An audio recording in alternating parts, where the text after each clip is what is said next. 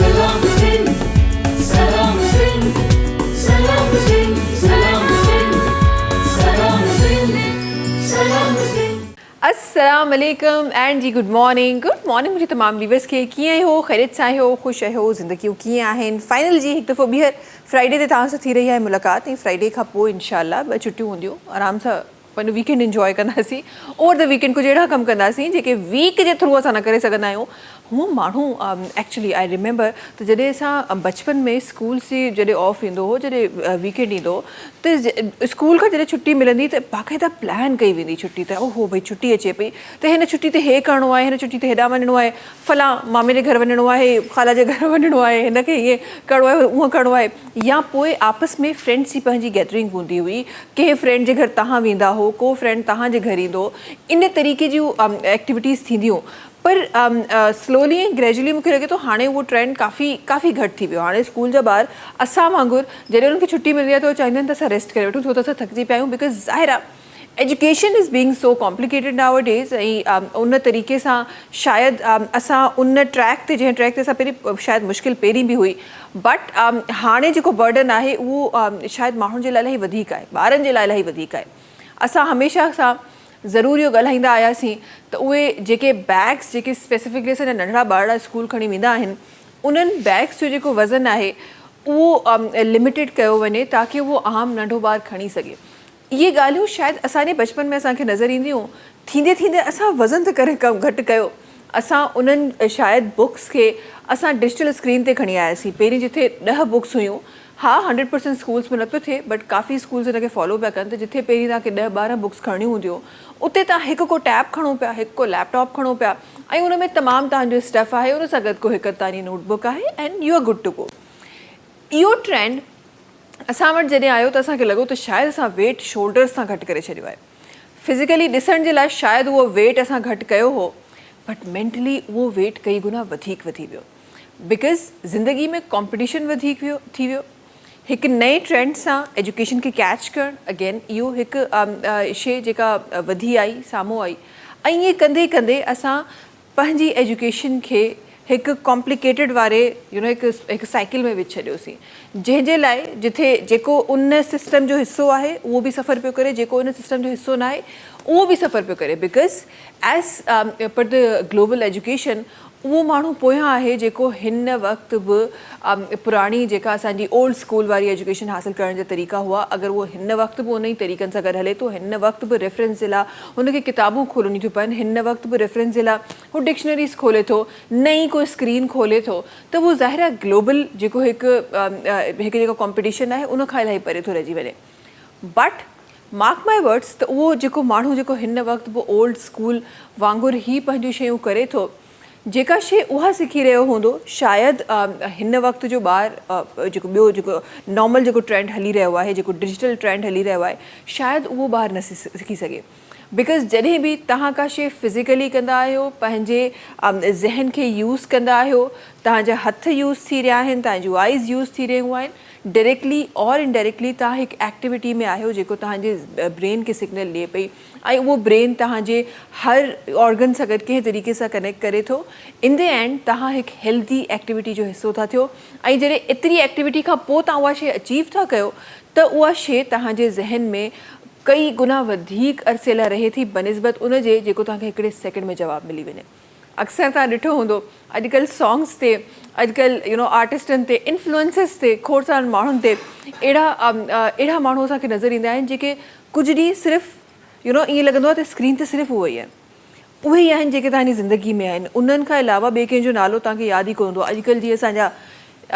Newly elected जेके mayor आहिनि New York जा ममदानी साहब अॼुकल्ह माण्हुनि जे स्क्रीन्स ते उहे आहिनि सो ईअं लॻंदो त हर जॻह ते उहे ई आहिनि इन्हनि खां वधीक का फेमस पर्सनैलिटी आहे कोन बट हिकु टाइम खां पोइ कुझु टाइम खां पोइ हिनखे मां हिकु वॾो को अर्सो कोन चवंदमि कुझु टाइम खां पोइ उहे शयूं पाणे फेड आउट थियणु शुरू थी वेंदियूं आहिनि ऐं जॾहिं उहे फेड आउट थियण जी तरफ़ वेंदियूं आहिनि त तव्हां उन शइ सां उन तरीक़े सां कनेक्ट कोन करे सघंदा आहियो जंहिं तरीक़े सां तव्हां उनखे कनेक्ट कंदा आहियो जेको तव्हांखे हमेशह कुझु न कुझु सिखाए वेंदो आहे तव्हांजे ज़हन में हमेशह कुझु न कुझु विझी वेंदो आहे सो इहो साइकिल हली रहियो आहे असां चाहींदे न चाहींदे अहिड़े साइकिल जो हिसो थींदा पिया वञूं जंहिं साइकिल में असांखे इहे सभु शयूं नज़र थियूं अचनि। अच्छा जी, इन साइकिल में त रहणो ई आहे बिकॉज़ ॿियो को ऑप्शन असां वटि कोन्हे, इन ऑप्शन सां गॾु असांखे हलणो ई आहे। सो इन ई ऑप्शन सां गॾु हलंदे हलंदे कुझु ॾाढियूं पहिरियूं पहिरियूं शयूं प्रोग्राम में शामिलु करणु चाहियां थी। मैच जे बारे में ॻाल्हाइणु चाहियां थी। असां पहिरीं ॻाल्हायो त जेको ही वन डे सीरीज़ जेका स्टार्ट थी आहे उन में असांखे ख़बर हुई त जी पाकिस्तान जीती वियो, ॾाढी ख़ुशी थी, हिकु सुठे नंबर सां जीतियो, ॾाढी ज़बरदस्त परफॉर्मेंस हुई जंहिंजे बारे में डिफरेंट शयूं असां ॻाल्हायूंसीं। बट गुज़िरियल ॾींहुं छा थियो आहे, गुज़िरियल ॾींहुं अगेन स्टोरी उहा ई असांखे नज़र पई अचे। ईअं लॻे पियो त हीउ जेको बेस्ट ऑफ 3 जो जेको मैच हूंदो शायदि उहो टाइटल किथे असांजे हथ खां हलियो न वञे बिकॉज़ प्रीवियस टाइम में मूंखे यादि आहे त पाकिस्तान शायदि वधीक मैच जीता हुआ as per the other team. त थी सघे थो हिन दफ़े बि असांजो इहो ख़्यालु हो शायदि असां हासिलु करे वञूं। बट आफ्टर यस्टरडेज़ मैच मूंखे लॻे थो इहो जेको किस्सो आहे इहो थोरो सो धुलधुलो थींदे असांखे नज़र पियो अचे। पर ख़ैर जी, इन किस्से खे जॾहिं इन जो इख़्तिताम थींदो त उन ते ॻाल्हाईंदासीं ऐं उहो बि को परे कोन्हे। इंशाल्लाह मंडे ते उन जो तबसरो बि थींदो। इंशाल्लाह सुभाणे अगेन हिकु ॿियो मैच आहे जेको थियण वारो आहे त इंशाल्लाह ॾिसंदासीं। थी सघे थो त इहा जीत जेका आहे उहा पाकिस्तान जे हिसे में अचे। हिकु हींअर लेवल बराबरि आहे ॿिन्ही साइड ॾांहुं। अॻियां छा थिए थो इहो सुभाणे खां पोइ ई ख़बर पवंदी ऐं उनखां पोइ ज़ाहिर इहो सिलसिलो अॻियां बि हलंदो। ॿिया जेके मैचिस आहिनि उहे ॿियनि जेकी टीम्स आहिनि उन्हनि सां बि थियणो आहे। सो उन ते बि इंशाल्लाह तबसरो हलंदो रहंदो। बट दुआ इहा ई आहे त शायदि असां उन तरीक़े सां ॿियूं शयूं असां हासिलु न करे सघूं पर शायदि असां हिननि घटि में घटि जेके नंढियूं नंढियूं सीरीज़ आहिनि इन्हनि में पंहिंजो जेको नालो आहे उहो ठाहे सघूं। अच्छा, न सिर्फ़ु किस्सो क्रिकेट जो हिते ख़तमु थो थिए बल्कि इहो किस्सो अञा वधी बि रहियो आहे। ॻाल्हि कयूं था वर्ल्ड कप जी ऐं जॾहिं वर्ल्ड कप जी ॻाल्हि थींदी आहे त ज़ाहिर तमामु जेके नज़रूं हूंदियूं आहिनि उहो उन ट्रॉफ़ी ते हूंदियूं आहिनि, उन कप ते हूंदियूं आहिनि। ऐं जॾहिं उन कप जी असां ॻाल्हि कंदा आहियूं त हमेशह इहा डिस्कशन हमेशह ज़ेरे बहस रहंदी आहे त उनजो फाइनल थियणो किथे आहे। गुज़िरियल सालनि में बि खोड़ सारी बहस इन ते ॾिठी, खोड़ सारी शयूं असां ॾिठियूं। देन लास्ट जा जेके मैचिस थिया उन में बि खोड़ सारी बहस हुई पाकिस्तान खे जेको होस्ट करण जो जंहिं तरीक़े सां मौक़ो उनखे मिलियो पिए उन तरीक़े सां मौक़ो न ॾिनो वियो। बट जी न्यूज़ कुझु अची रहियूं आहिनि त जेको नेक्स्ट वर्ल्ड कप आहे उनजो फाइनल इंडिया में खेॾियो वेंदो। ही न्यूज़ का ऑफिशियल हिन वक़्त ताईं न्यूज़ न आहे बट अंदरां खां किथां ख़बरूं अची रहियूं आहिनि ऐं पॉसिबिलिटी इहा आहे त अहमदाबाद में जेको फाइनल आहे उहो खेॾियो वेंदो। ही अगेन वरी ज़ेरे बहस ईंदियूं शयूं बिकॉज़ उहे एक्टिविटी जेको प्रीवियस टाइम ते पहिरीं त इहा ई बहस आहे त छा असां फाइनल खेॾी रहिया आहियूं या न खेॾी रहिया आहियूं। बट इंशाल्लाह अगरि असां खेॾी बि रहिया आहियूं त पोइ छा असां उन स्टेडियम में वञी खेॾी रहिया आहियूं या न खेॾी रहिया आहियूं। आफ्टर ऑल सच थिंग्स जेके असां पास्ट में ॾिठियूं छा असां वेंदासीं बि या न वेंदासीं इहो हिकु वॾो सुवालु आहे। ऐं छा उन्हनि सभिनीनि फैक्टर्स खे ॾिसी छा उहो ग्राउंड अप्रूव थींदो फॉर द फाइनल मैच, इहो अगेन हिकु सुवालु आहे। सो जी इहे सुवाल हिन वक़्त खां ई कल्ह राति खां ई उथणु स्टार्ट थी विया आहिनि। तमामु जेके जर्नलिस्ट आहिनि एनालिस्ट आहिनि हुते ॻाल्हाए रहिया आहिनि। बट जी रिज़ल्ट उहो ई ईंदो जेको रिज़ल्ट अचिणो आहे ऐं उहो फाइनल जेॾीमहिल उहे डेज़ अची वेंदा इंशाल्लाह कमिंग ईयर में जॾहिं उहे डेज़ अची वेंदा त पोइ असांखे एग्ज़ैक्ट उनजी पिक्चर बि ख़बर पइजी वेंदी, एग्ज़ैक्ट उनजी लोकेशन बि ख़बर पइजी वेंदी ऐं एग्ज़ैक्टली असांखे बि ख़बर पइजी वेंदो त छा असां फाइनल्स में हूंदासीं या न हूंदासीं। अच्छा, गॾोगॾु क्रिकेट खां अगरि हटके कुझु शयूं मां ॾिसणु चाहियां त जी मूंखे नज़र अचे थो काफ़ी सारा अहिड़ा माण्हू असां वटि आहिनि जेके डिफरेंट शयुनि जे करे डिफरेंट डिफरेंट रीज़न्स जे करे ॿाहिरि वञी सेटल थींदा आहिनि। कुझु माण्हू कम जे लाइ, कुझु माण्हू डिफरेंट शयुनि जे लाइ ॿाहिरि वञी सेटल थी रहिया हूंदा आहिनि। ऐं हीउ हिकु प्रोसेस हो जेको एम्प्लॉयमेंट जो प्रोसेस जेको हलंदो पियो आयो, हलंदो ई रहंदो आहे। मूंखे तव्हांखे बख़ूबी ख़बर आहे त पाकिस्तान जा स्पेसिफिकली उन टाइम्स में जॾहिं फाइनेंशियल जॾहिं क्राइसिस जेके आहिनि उहे हिकदमि सां वधणु स्टार्ट थिया हुआ त शायदि शुरू खां ई बट शायदि असां हिन खे फील करणु हिन वक़्तु स्टार्ट कयो आहे या इन जो जेको नंबर आहे उहो हिकदमि सां वधणु बिकॉज़ अवेयरनेस असां वटि घणी अची वई आहे, इंफॉर्मेशन असां वटि घणी अची वई आहे। तंहिं करे जेको नंबर आहे उहो हिकदमि सां काफ़ी सारी ॿाहिरि जी जेका एम्प्लॉयमेंट आहे उनजो वधी रहियो हो। ऐं उन एम्प्लॉयमेंट जे लाइ स्पेसिफिकली जेके ॿ पार्टीज़ आहिनि उहे ई इन्वॉल्व थियनि पियूं उनजी वेरिफिकेशन जो सभु कुझु उहे ॿ पार्टीज़ ई करनि पियूं, इंडिविजुअल पार्टीज़। इन में सरकार जो को एज सच को असांखे रोल नज़र कोन ईंदो। But after a few incident जेके इंटरनेशनली थिया आहिनि ऐं जंहिंजे करे पाकिस्तान खे ज़ाहिर शर्मिंदगी जो सामनो बि करिणो पियो आहे बिकॉज कुझु अहिड़ा इंसिडेंट थिया आहिनि जेके अणवणंदड़ इंसिडेंट्स आहिनि उहे जॾहिं असां पंहिंजे मुल्क में कंदा आहियूं त तॾहिं बि असां बर्दाश्त कोन कंदा आहियूं कंहिं ॿिए जी ज़मीन ते वञी पंहिंजे ज़मीन जो बिकॉज़ जॾहिं तव्हां पाकिस्तान खां ॿाहिरि वञो था देन यू आर अ पाकिस्तानी पोइ तव्हांजी ज़ात तव्हांजो या ॿियो को मज़हब उहो काउंट कोन थींदो आहे पोइ तव्हांजो सिर्फ़ु उहो ID कार्ड काउंट थींदो आहे जेको तव्हांजे हथ में आहे सो जॾहिं तव्हां ओॾां उहो ID कार्ड खणी था वञो ऐं को ख़ुदा न ख़ास्ता का अहिड़ी एक्टिविटी कयो था इलीगल एक्टिविटी कयो था त ज़ाहिर आहे पाकिस्तान जो जेको इमेज आहे उहो बुरो साबित थो थिए इहो सभु ॾिसंदे FIA हिकु ॾाढो ज़बरदस्त क़दम खयो आहे त जी विदाउट वेरिफिकेशन गवर्नमेंट जी सरकार जी वेरिफिकेशन खां अलावा तव्हां हाणे किथे बि ॿाहिरि एम्प्लॉयमेंट लाइ नथा वञी सघो दिस इज़ मैंडेटरी ऐं उन जे हुजण खां अलावा तव्हां नथा करे सघो ऐं जंहिंजे करे काफ़ी सारा अहिड़ा माण्हू आहिनि जेके उन्हनि खे नुक़सान बि खणणो पियो पए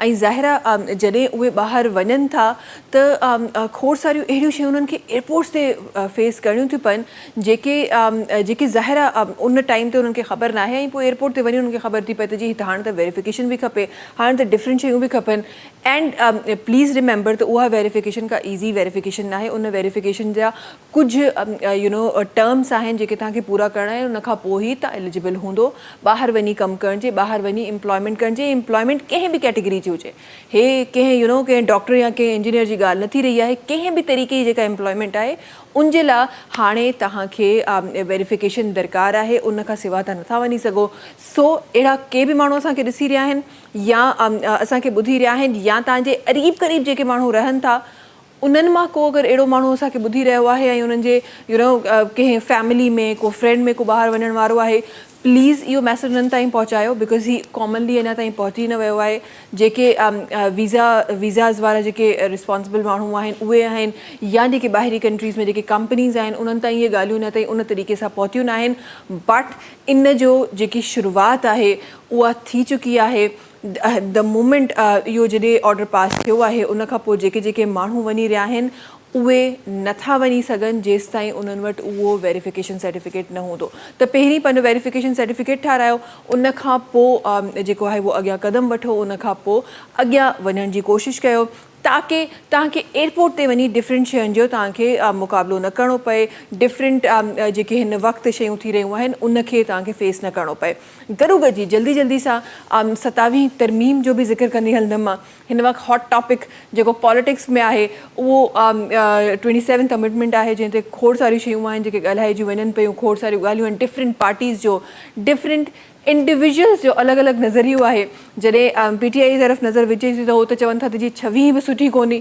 26 बि सही न हुई 27 त अञा बि ग़लति आहे सो हुननि जो त अञा ताईं उहो 26 ते ई राज़ी कोन थिया आहिनि उहो हिकिड़ी दफ़ा ॾिठो वञे त जल्दी अमेंडमेंट्स थियनि ज़ाहिर हज़म करण बि ॾाढो मुश्किल हूंदो आहे अञा त असां 26 ते बहस करे रहिया हुआसीं त यार 26 सही हुई या न हुई ऐं असां वटि हाणे 27th जेको अमेंडमेंट आहे उहा बि असां वटि साम्हूं अची वई आहे सो जेका ज़िंदगी आहे जंहिं तरीक़े सां तेज़ी सां वधी रही आहे उन तरीक़े सां ज़ाहिर खोड़ सारियूं तरमीम बि जल्दी अची रहियूं आहिनि सो जी उन 27th ते नज़रियो आयो पिए अॼोके ॾींहुं जेको फाइनलाइज़ थियणो हो त शायदि उनजो अप्रूवल असांखे मिली वञे हा बिकॉज़ जेका फेडरल जेका गवर्नमेंट आहे उहा उनजो रास्पो आहे then we need peoples party because हुननि जो नंबर इलाही वधीक आहे बट कल्ह राति कुझु अजीब सो ई थियो हिकदमि सां कॉन्फ्रेंस मुनक़िद कई वई ऐं उन में इहो बयानु कयो वियो त जी हिकु पॉइंट खां अलावा बाक़ी पॉइंट ते असां राज़ी कोन आहियूं हालांकि त इन खां पहिरीं असां ॾिठो पिए त पीपल्स पार्टी जी तरफ़ां पॉज़िटिव हिकु वाइब आई पिए त शायदि 27 तरमीम एतिरो टाइम न वठे जेतिरी 26 वरिती हुई अप्रूव थियण में बट जी किसो मूंखे लॻे थो मुख़्तलिफ़ आहे किसो 26 वांगुरु ई आहे 27 बि ओतिरो ई टाइम वठण वारी आहे बिकॉज़ जेका अॼु जेको अप्रूवल जो जेको प्रोसेस हो उहो कैंसिल थियो आहे उहो 2 रोज़ अञा बि न थींदो बिकॉज़ PM साहिब ज़ाहिर इंटरनेशनल ट्रैवल जी तरफ़ वञनि पिया सो ओॾां वञण खां पोइ जॾहिं उहे वापसि ईंदा ख़बर न आहे उन खां पोइ बि केतिरा मुज़ाकरात थियनि केतिरियूं शयूं थियनि केतिरियूं ॻाल्हियूं थियनि इहे इन जे बारे में असांखे फ़िल वक़्तु एज़ सच का ख़बर कोन्हे उहो त टाइम सां गॾु ई तव्हांखे ॿुधाईंदा बट जी ही जेके मीटिंग्स आहिनि ही जेके तव्हांजी कॉन्वर्सेशन्स आहिनि उहे स्टार्ट थी वियूं आहिनि बहस मुहाइसो जेको आहे उहो स्टार्ट थी वियो आहे पर उहो कहिड़ी शक्ल इख़्तियार कंदो इहो इनशाला फ्यूचर ई ॿुधाईंदो। गॾोगॾु असां तव्हांखे ॿुधाईंदा हलूं टपाल मेज़बान जे बारे में। टपाल मेज़बान जेका सिंध जी नंबर 1 चांहि आहे, पंहिंजे सारिफ़ीन जे लाइ ॾाढी ज़बरदस्त कैंपेन खणी आई आहे। टपाल मेज़बान जश्न जमालो TV शो जी शक्ल में, जंहिं तहत तव्हां खटी सघो था खोड़ सारा क़ीमती इनामात। करिणो तव्हांखे छा आहे, टपाल मेज़बान जो कोई बि पैकेट ख़रीदणो आहे, उनजे अंदरि कूपन मौजूदु आहे, उन में पंहिंजूं तमामु डिटेल्स फिल करणियूं आहिनि ऐं उनखे विछड़णो आहे टपाल मेज़बान जश्न जमालो जे क़रीबी ड्रॉप बॉक्स में। ऐं बसि तव्हां बि शामिलु थी वेंदो हिन कैंपेन में, तव्हां बि शामिलु थी वेंदो टपाल मेज़बान जश्न जमालो TV शो में। ब्रेक जी तरफ़ हलूं था, इनशाला वापसि जी प्यारनि महिमाननि सां तव्हांजी मुलाक़ात कराईंदासीं, कुझु ज़िंदगी जे मुख़्तलिफ़ सेक्टर्स ते ॻाल्हाइण जी कोशिशि कंदासीं, कुछ एंटरटेनमेंट पंहिंजे प्रोग्राम में डिफरेंट तरीक़े से शामिल करण की कोशिश कंदासीं। वक्त है ब्रेक जो, तव्हां सां मुलाक़ात कयूं था नंढी कमर्शियल ब्रेक खां पोइ। सलाम सिंध सलाम सिंध सलाम सिंध सलाम सिंध सलाम सिंध सलाम सिंध। जी वेलकम बैक। अच्छा जी, महिमान सां गॾु आहिनि, महिमान जी तारीफ़ जी तरफ़ हलूं था। अॼु सां गॾु सभिनी खां पहिरीं जेका पर्सनैलिटी तशरीफ़ फरमा आहे, पाण हिकु सोशल मीडिया इन्फ्लुएंसर आहिनि, असां गॾु बिस्मा दानियाल साहिबा आहिनि जेके तशरीफ़ फरमा आहिनि। अस्सलाम वालेकुम अस्सलाम, कीअं हो, ख़ैरियत सां आहियो? अल्लाह का शुक्र, मैं ठीक, आप बताएं? अल्हम्दुलिल्लाह बिल्कुल ठीक ठाक। तव्हां ॿुधायो ज़िंदगी कीअं आहे बिस्मा साहिबा? ज़िंदगी ये है कि आप ज़िंदगी में दूसरों के लिए वैल्यू ऐड करें। आहा, जितनी आप वैल्यू ऐड करेंगे उतनी प्रोडक्टिव आपकी लाइफ बनेगी ना, वरना ज़िंदगी का कोई मकसद नहीं है जब तक आप उसमें कोई वैल्यू ऐड नहीं करेंगे, वरना आपके आने का कोई मकसद नहीं है। ज़बरदस्त ज़बरदस्त, बहुत अच्छी बात है। एक ॿिया महिमान सां गॾु तशरीफ़ फरमा आहिनि, पाण जो ताल्लुक़ IT से आहे, पाण हिकु एजुकेशनिस्ट आहिनि, मोहम्मद असद साहब आहिनि जेके सां गॾु तशरीफ़ फरमा आहिनि। अस्सलाम वालेकुम। वालेकुम सलाम। कीअं हो, ख़ैरियत सां आहियो, ख़ुशि मैं आहियो? बिल्कुल ठीक ठाक, आप सुनाएं, आप कैसी हैं? अल्हम्दुलिल्लाह बिल्कुल ठीक ठाक। तव्हां ॿुधायो ज़िंदगी कीअं आहे? ज़िंदगी बहुत अच्छी जा रही है। और आपका अभी तक चालान हुआ गाड़ी में? ज़िंदगी में आजकल हॉट टॉपिक यही चल रहा है। ये चल रहा है। और मुझे अल्लाह करे ना हो, इतने बड़ा बोल नहीं बोलना चाहिए, मुझे नहीं लगता मेरा चालान होगा। मैं थोड़ी शराफत से गाड़ी चलाती हूँ। अच्छा, ये मैं तो चालान से पहले भी शराफत से गाड़ी चलाती थी। ये तो अच्छी बात है। तो मुझे लगता है कि उस तरह से मुझे प्रॉब्लम हुई नहीं है। यानी ये तो बहुत अच्छी बात है। हाँ, अदर देन जब से मैंने सुना कि 60 स्पीड हो गई है, क्योंकि मैं बहुत ओवर स्पीडिंग से गाड़ी नहीं चलाती, लेकिन कभी कभार शारा फैसल जब खाली हो तो आप 80-100 पे चले जाते हैं ना जी। तो वो ज़रा थोड़ा सा मैटर था जहाँ पे मैं परेशान हो गई थी कि मतलब खाली रोड पे हम 60 पे गाड़ी चला रहे होंगे, दुनिया ऐसी बदल जाएगी। लेकिन अब ऐसा होने लगा है। चलिए अच्छी बात है ना, इससे काफ़ी मीन्स के फ़ायदा भी होगा। जो एक्सीडेंट हो रहे थे बच्चों के वो नहीं होंगे अल्हम्दुलिल्लाह। ये बेहतरी आएगी। ज़रा इस पे आपका भी जो नज़रिया है वो ज़रूर हम जानने की कोशिश करेंगे। टेक्नोलॉजी को हमसे ज़्यादा आप समझते तो ज़रा इन चीज़ों पे ज़रूर हम बात करेंगे। पर जी एक ॿिया महिमान जल्दी सां उन्हनि जो तारुफ़ पंहिंजे प्रोग्राम में रखूं था। ऐं पाण जनाब जॾहिं बि ईंदा आहिनि त खोड़ सारा रंग मंच ते सजाए छॾंदा आहिनि। ऐं जलाल साहब जो जेको अक्स आहे वो पाण सां गॾु पाण खणी हलंदा आहिनि। जलाल चांडियो साहब जी मां ॻाल्हि करे रही आहियां, उन्हनि जो अक्स खणी पाण सां गॾु हलंदा आहिनि असां गॾु जिगर जलाल साहब आहिनि जेके तशरीफ़ फरमा आहिनि। अस्सलाम वालेकुम। वालेकुम अस्सलाम। ख़ैरियत सां आहियो? अल्हम्दुलिल्लाह, तव्हां ख़ुशि आहियो? अल्हम्दुलिल्लाह तबीयत सही? बिल्कुल ठीक ठाक। अल्लाह जा तव्हां ॿुधायो ज़िंदगी कीअं आहे? अल्हम्दुलिल्लाह माशाल्लाह। किथे गुज़री रही आहे, छा थी रहियो आहे? बस दुनियादारी पई थी हले, ख़ुदा जो जहान आहे। माना जीअं चइबो आहे त उहो हिकिड़ो बैत आहे चंद्र फ़क़ीर जो, त इश्क जो गाॾो आहे चंद्र, कॾहिं तूं थो धिकी कॾहिं मां थो धिकियां। ज़िंदगी जो गाॾो आहे, पियो थो हले, पोइ कॾहिं भरी आहे, कॾहिं भाकुर आहे, कॾहिं ख़ुशी, कॾहिं गम, मिड़े ज़िंदगी पई आहे। अल्हम्दुलिल्लाह पई थी हले। माशाल्लाह माशाल्लाह। अच्छा, ज़िंदगी जे जेको जंहिं गाॾी तव्हां ॻाल्हि कयो त ख़ैर सभिनी जो ई कॾहिं किथे ईअं हली रहियो हूंदो आहे, पर तव्हांजो गेटअप हमेशह असांखे ईअं नज़र ईंदो आहे। उहा ई चमकीली टोपी माशाल्लाह, अजरक या लुंगी जो हुजणु, यकतारो चपड़ी पाण सां गॾु, इहा हिकु मूंखे लॻंदो आहे स्टेटमेंट आहे तव्हांजी। हीअ असांजी हिकिड़ी पंहिंजी सकाफ़त आहे न। बेशक इनखे बचपन खां वठी जीअं असां ॻाइणा थियासीं त इन शइ खे पाण खां जुदा न कयोसीं, छो त इन शयुनि सां त असां पूरी दुनिया में मशहूरु आहियूं। जिथे बि वञूं था, हे त पंहिंजो खणी पाकिस्तान आहे सिंध, पर जे असां ॿाहिरि मुल्क ते वञूं था त बि इहो ई गेटअप आहे। माना असांखे लख इज़तूं मिलनि थियूं पंहिंजे हिन सिंधी सकाफ़त जे हवाले सां। बिल्कुलु बिल्कुलु बिल्कुलु सही तव्हां चई रहिया आहियो। तव्हांजी जेका ही लुंगी चइजे, हिनखे अजरक चइजे, ॾाढो ज़बरदस्त कॉम्बिनेशन जंहिं बि ठाहियो आहे, हे असांजो दोस्त आहे न नूर हालाई। जी जी जी जी जी, नूर मेमून हालाई जी जी।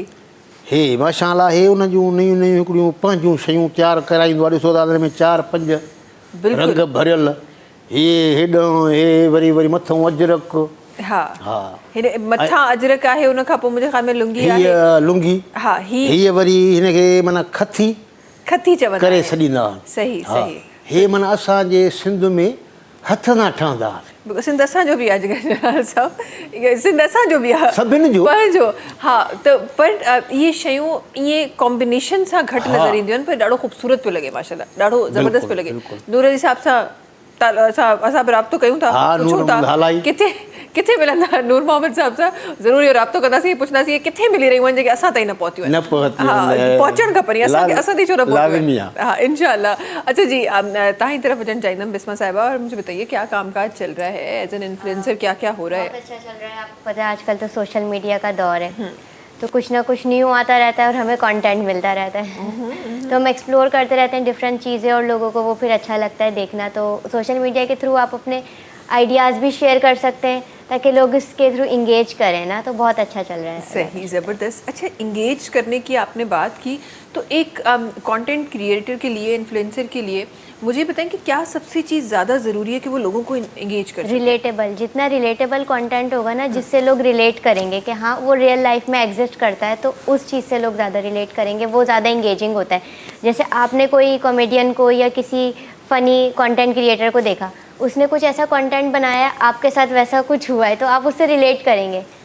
ये तो जितना रिलेटेबल कंटेंट होता है ऑडियंस को, उतना ज़्यादा इंगेजिंग लगता है। वो ज़्यादा इंगेजिंग लगता है, बिल्कुल। ये मुझे लगता है कि कंटेंट क्रिएशन भी एक साइंस है।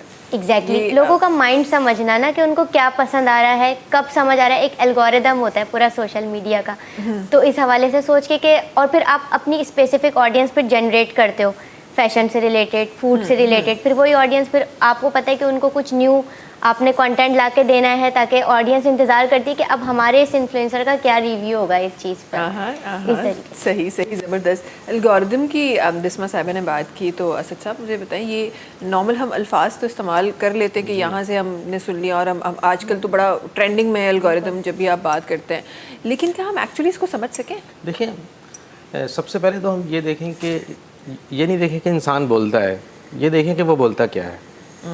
ये बहुत डीप बात है। और जितने भी अभी सोशल मीडिया पे काम कर रहे हैं, बहुत इनकी मैं मतलब बुराई नहीं कर रहा, बहुत अच्छा काम कर रहे हैं, लेकिन इनको सबसे पहले ये चीज़ देखनी पड़ेगी कि क्या कोई ऐसी चीज़ तो नहीं माशरे में फैला रहा है जिससे जो है वो हमारी आगे आने वाली नस्ल जो है वो ख़राब हो। सही। सब ऐसा नहीं कर रहे हैं, लेकिन जो कर रहे हैं, ठीक है, ताकि किसी की दिल आज़ारी ना हो ना। इसमें यह कि जो हम कोई भी अगर कंटेंट क्रिएट करते हैं, तो ऐसा कंटेंट क्रिएट करें जिससे हमारी आने वाली नस्ल को, और जो इस वक्त जो करंटली जितने भी बच्चे देख रहे हैं, उनको उस चीज़ से फ़ायदा हो। सही। ठीक है, एग्जांपल अगर कोई फैमिली व्लॉगिंग वगैरह कर रहे हैं, तो उसमें भी वो ऐसी चीज़ें सिखा सकते हैं कि बच्चों को किस तरीके से पढ़ाया जाए, ठीक है, किस तरीके से एजुकेट किया जाए, ना कि वो सिर्फ ही वो नाच गाना वगैरह सिर्फ इतना ही सब दिखाया जा रहा हो। लेकिन अगर वो भी दिखाया जा रहा है तो उसकी भी एक लिमिट्स होनी चाहिए, ठीक है, क्योंकि ज़िंदगी में तवाज़ुन का नाम खूबसूरती है। अगर तवाज़ुन के साथ ज़िंदगी गुजारी जाए तो सब चीज़ें ही बेहतर हैं, लेकिन अगर तवाज़ुन बिगड़ जाता है तो जाहिर सी बात है फिर माशरा भी उससे ऐसा ऐसा ख़राब होना शुरू होता है। अपने फैमिली व्लॉगिंग की बात की, तो अभी तो वो रिसेंटली बड़ा न्यूज़ में भी बड़ा चीज़ें वायरल हुई थी कि जो हमारे कंटेंट क्रिएटर्स हैं, उन्होंने अपनी जो फैमिली व्लॉगिंग में अपना जो लाइफ का स्ट्रक्चर दिखाया हुआ है, उनकी एक्चुअल लाइफ उससे बहुत मुख्तलिफ है। जी, ऐसा भी होता है। देखें, और उसके बाद कुछ ऐसी आप कोई ऐसी एप्लीकेशन है जो आप सबसे पहले ये देखें कि वो एप्लीकेशन कहीं कोई गलत काम तो नहीं कर रही है, आप उसको प्रमोट कर दें, क्योंकि हम जब मशहूर एक तरह से बहुत ज़्यादा मशहूर हो जाते हैं, तो फिर हम आगे आने वाले जितने लोग हैं उनके लिए हम एक समझ लें कि हम जो भी बोलते हैं वो ये समझते हैं कि ये काफ़ी अच्छी जगह मौजूद है, ये जो कह रहे हैं ये ठीक है। हालांकि वो अगर गलत बात हमारे मुंह से निकल गई तो वो पूरी की पूरी जो है वो नस्ल को बर्बाद कर सकती है। बिल्कुल, इसलिए हमें कुछ भी बोलने से पहले ये सोचना चाहिए कि हम क्या बोल रहे हैं, और हम कोई ऐसी एप्लीकेशन तो नहीं प्रमोट कर रहे जो कोई जुए की लत वगैरह लगा रही हो, जैसा भी पिछले दिनों हुआ भी है। तो हमें बहुत तो उस पे कानून भी हमारा बड़ा अलर्ट हो गया है, तो बड़ा सोच समझ के लोग करेंगे। लेकिन लोग फिर भूल जाते हैं, इसलिए हमें बार बार इसकी आगाही भी देनी चाहिए। हाँ, बिल्कुल बिल्कुल। और एक्चुअली आप जो ये बात कर रहे थे, अभी मैं पिछले दिनों ही कोई रिसर्चेस पढ़ रही थी, सर्विस पढ़ रही थी, तो पता ये चला कि हमारे जो कंटेंट क्रिएटर्स हैं बड़ी रिस्पेक्ट के साथ, लेकिन जो कामयाब कंटेंट क्रिएटर्स हैं उन वो ऐसा लगता है कि कोई गेम खेल रहे हैं, वो आपके माइंड के साथ गेम खेल रहे हैं। अगर आप उनको दिखाएंगे कि जी अच्छा मेरे पास पहले मैं गांव में रहता था, अब मेरे पास महल आ गया है, तो लोग ऑटोमेटिकली लोग अट्रैक्ट होने के, लेकिन उसके पीछे ऐसा है भी या नहीं है ये तो अल्लाह ही बेहतर जानता है। अल्लाह ही बेहतर जानता है, बिल्कुल। लेकिन आपको लगता है, ये आप दोनों से मैं पूछूंगी क्योंकि आपका भी डायरेक्टली और इनडायरेक्टली कंटेंट क्रिएशन से आपका भी ताल्लुक बिल्कुल है, और आप तो मतलब कर ही यही रही हैं। मुझे ये बताएं कि क्या कंटेंट क्रिएशन ऐसी जॉब है जो आपको इतनी ज़िंदगी मुख्तलिफ लग्जरीज जो लाइफ है वो दे सके? देखिए, हार्ड अर्निंग होती है और एक स्मार्ट अर्निंग होती है उस वे में, लेकिन जितना दिखाया जाता है ना कि आपने फ़ौरन इतनी लग्जरी कार ले ली या कुछ, लेकिन इतना नहीं होता है ना। लोग इस तरीके से ना डीमोटिवेट होते हैं, उनको लगता है कि ईजी है, हम अपनी एजुकेशन कंप्लीट ना करें, कंटेंट क्रिएटर बन जाएं और हम बहुत अच्छा घर ले लेंगे, गाड़ी, लेकिन वो एक फेक लाइफ है। सोशल मीडिया जो फैमिली व्लॉगर्स या इस टाइप की जो कैटेगरी है ना, वो तकरीबन फेक होती है, उनके प्रैंक वगैरह सब प्री प्लान्ड होते हैं। कंटेंट क्रिएटर्स की भी टाइप होती हैं। एक कंटेंट ये होता है कि जो आप कुछ अच्छा एक्सप्लोर कर रहे हैं, लोग उस चीज़ को देख के अट्रैक्ट हो रहे हैं, लेकिन एक वैसा कंटेंट होता है जिससे आपको कुछ भी फ़ायदा नहीं हो रहा है, कोई वैल्यू नहीं मिल रही है, तो उसका कोई फ़ायदा नहीं होता है कि बच्चे भी बिगड़ रहे हैं या कुछ है, वो चीज़ ज़्यादा बेहतर नहीं होती है। लेकिन जितना दिखाया जाता है उतना नहीं होता है, वो फेक होता है, लोग इससे इन्फ्लुएंस हो जाते हैं। लेकिन ऐसा नहीं है, हर चमकती हुई चीज़ सोना नहीं होती। जिगर जलाल साहब, तहां जो अच्छा ख्याल आहे इन मामले में जेके असां वटि यूट्यूब ते व्लॉगिंग थी रहियूं आहिनि, वीडियोस ठाहे रहिया आहिनि, तव्हां पहुता आहियो यूट्यूब ताईं? कोशिशि त असांजी बि जारी आहे। केसि ताईं पहुता आहियो, केसि ताईं सम्झ में आई आहे इहा साइंस? असुल त हे ॾिसो न, हर को पंहिंजे पंहिंजे हिसाब ते जेको बि जहिड़ो कमु करे रहियो आहे उहो बहितरु आहे। हाणे असां बि कयूं था, हाणे असांजो कमु आहे राग उॻाइणु, कंहिं संगत सां कचहरी कईसीं, वरी पोइ उहा को भराए आहे, दुनियादारी अॼु थी इहो माहौल वियो आहे। बिल्कुलु बिल्कुलु। त इन में इन खां जेको वरी परे आहे उहो भलो नथो लॻे। इन में माना लाज़िमी आहे त इहे कम हुजनि। हा, इते हुजनि। कमाई वमाई शुरू थी? अञा मुंहिंजी कमाई शुरू न थी आहे, छो त मां इन में कमु तमामु घटि कयो आहे। हा, माना सफ़ा जी न हुजण जे बराबरि ओतिरो कमु। हाणे वरी आहिस्ते आहिस्ते पोइ संगत जेका बि मिले थी त उहा मूंखे इहो ई चए थी त जेकर हे तूं कमु कहिड़ो थो करे, इन में थोरो कमु तेज़ी सां कर ऐं हिनखे थोरो टाइम ॾे। हा, पोइ वरी चोसीं त बसि चऊं त अथा, पर ख़ुदा करे त करे विझूं, टाइम ॾेई विझूं इंशाल्लाह। जीअं मूं चयो हिकु डिफरेंट साइंस आहे, त इहा हर माण्हू जे ज़ाहिर ग्रिप में नथी अचे। हीअ उहो ई माण्हू हुनखे ॾेई सघे जेको माण्हू हुनखे सम्झी सघे ऐं ओतिरो वक़्तु ॾेई सघे। ऐं अॼु असां घुराए IT एक्सपर्ट घुराए आहिनि इलाही, त ताकि उनके बारे में गाइड करे सघनि। हम जिगर जलाल साहब को गाइड करने लगे अभी, ठीक है, कि किस तरह वो आगे चीज़ों को ले सकते हैं। असां इंशाल्लाह ब्रेक ते इहो जिगर जलाल साहब ज़रूर कंदासीं। अच्छा, ये क्योंकि अर्निंग मुझे लगता है ये सबसे पहला कंसर्न होता है किसी भी कंटेंट क्रिएटर के लिए। आप दोनों के लिहाज से आप कैसे समझते हैं कि क्या एक आइडियल एक अच्छे कंटेंट क्रिएटर की अर्निंग क्या होगी? देखिए, अर्निंग बहुत अच्छी हो सकती है अगर वो पॉजिटिव काम कर रहे हैं तो, और अगर नेगेटिव भी कर रहे हैं तो अर्निंग तो होगी, लेकिन वो होगी उनके लिए भी नुकसानदेह। एक हद तक तो वो बचेंगे, लेकिन उसके बाद वो फंस जाएंगे। हम तो इसलिए उस चीज़ के बारे में गाइड किया, लेकिन कोशिश ये करें कि आपका सफ़र लंबा हो, लेकिन जो है उसका रिजल्ट बहुत अच्छा हो। सही।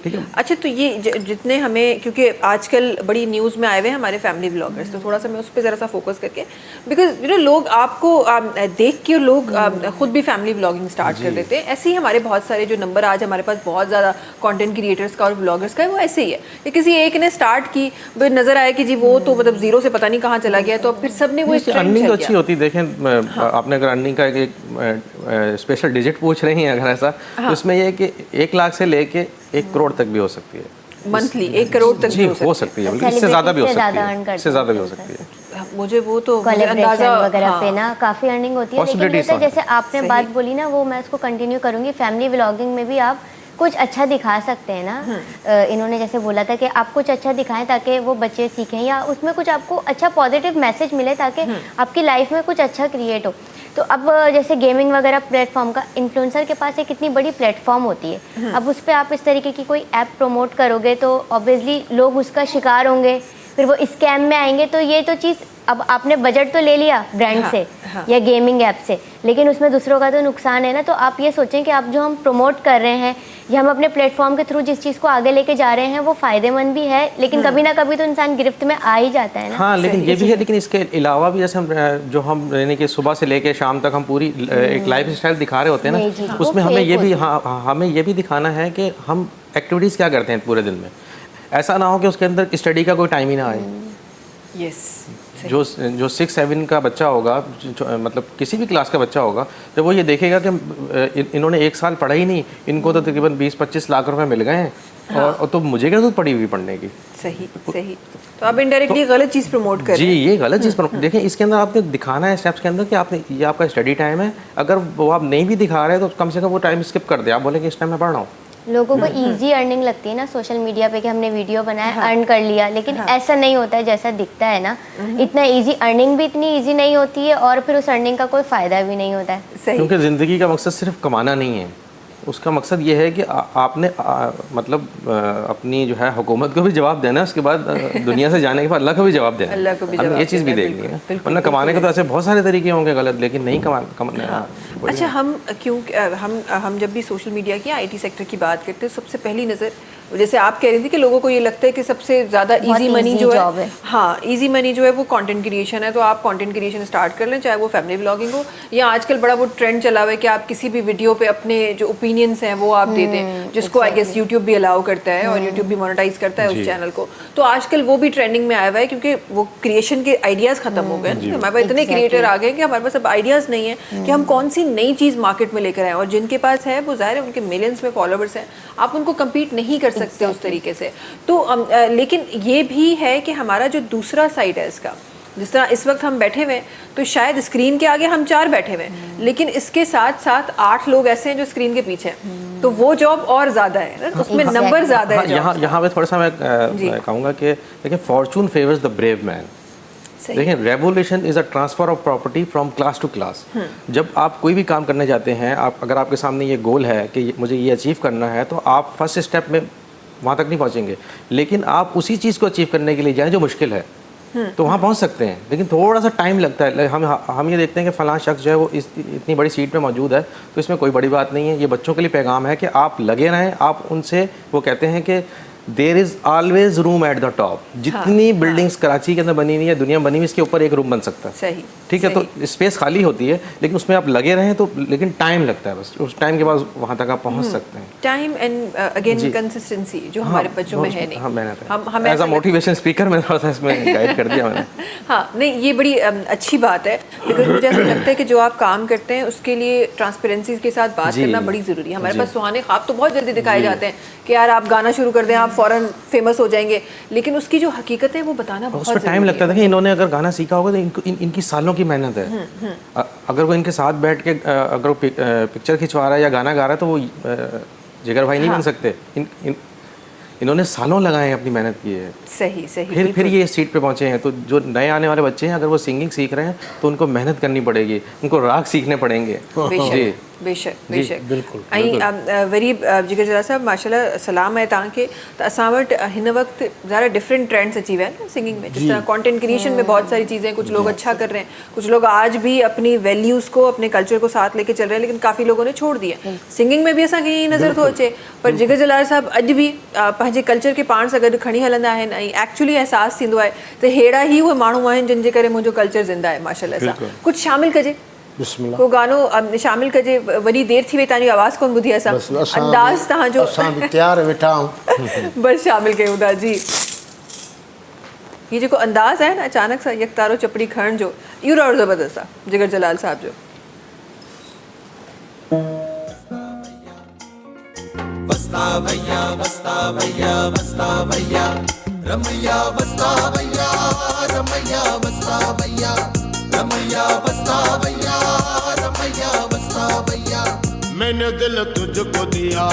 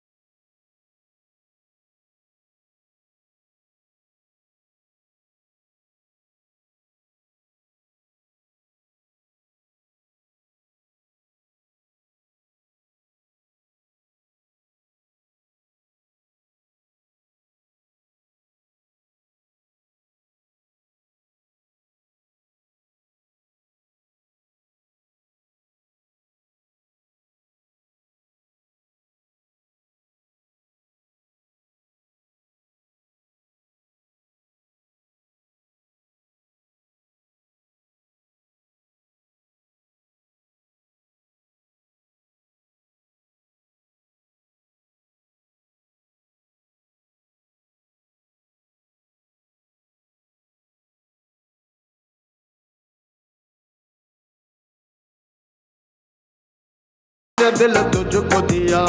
रमैया वस्तावैया रमैया वस्तावैया रमैया वस्तावैया रमैया वस्तावैया।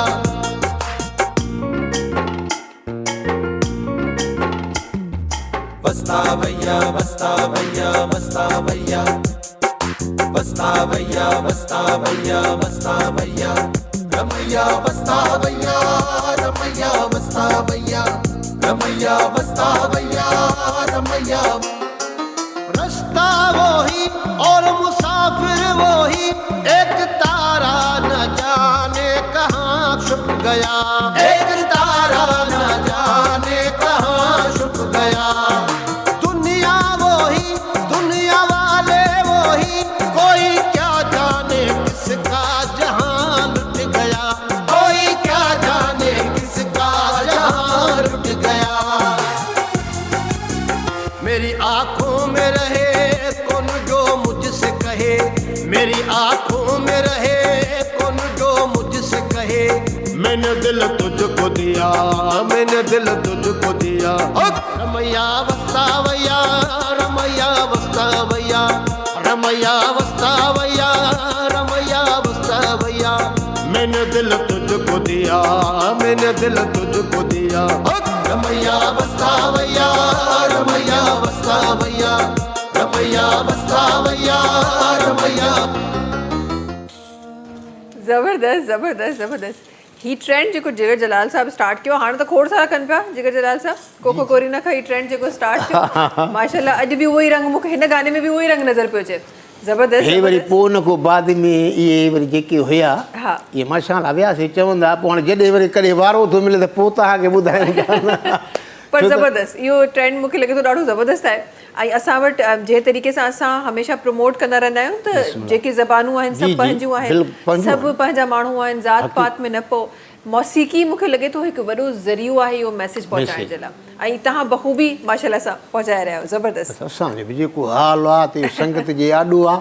पंहिंजी ज़बरदस्त सकाफ़त खे खणी पिया था हलूं। पोइ हर ज़बान त तव्हांजी ॻाल्हि वांगुरु त पंहिंजी ई आहे न। बेशक बेशक बेशक ईअं ई आहे, बेशक ईअं ई आहे। जल्दी सां ब्रेक की तरफ़ हलूं था, इंशाल्लाह वापसि थी मज़ीद प्यारी प्यारी ॻाल्हियूं प्रोग्राम में शामिल करणियूं आहिनि। वक़्तु आहे ब्रेक जो, तव्हां सां मुलाक़ात कयूं था नंढी कमर्शियल ब्रेक खां पोइ।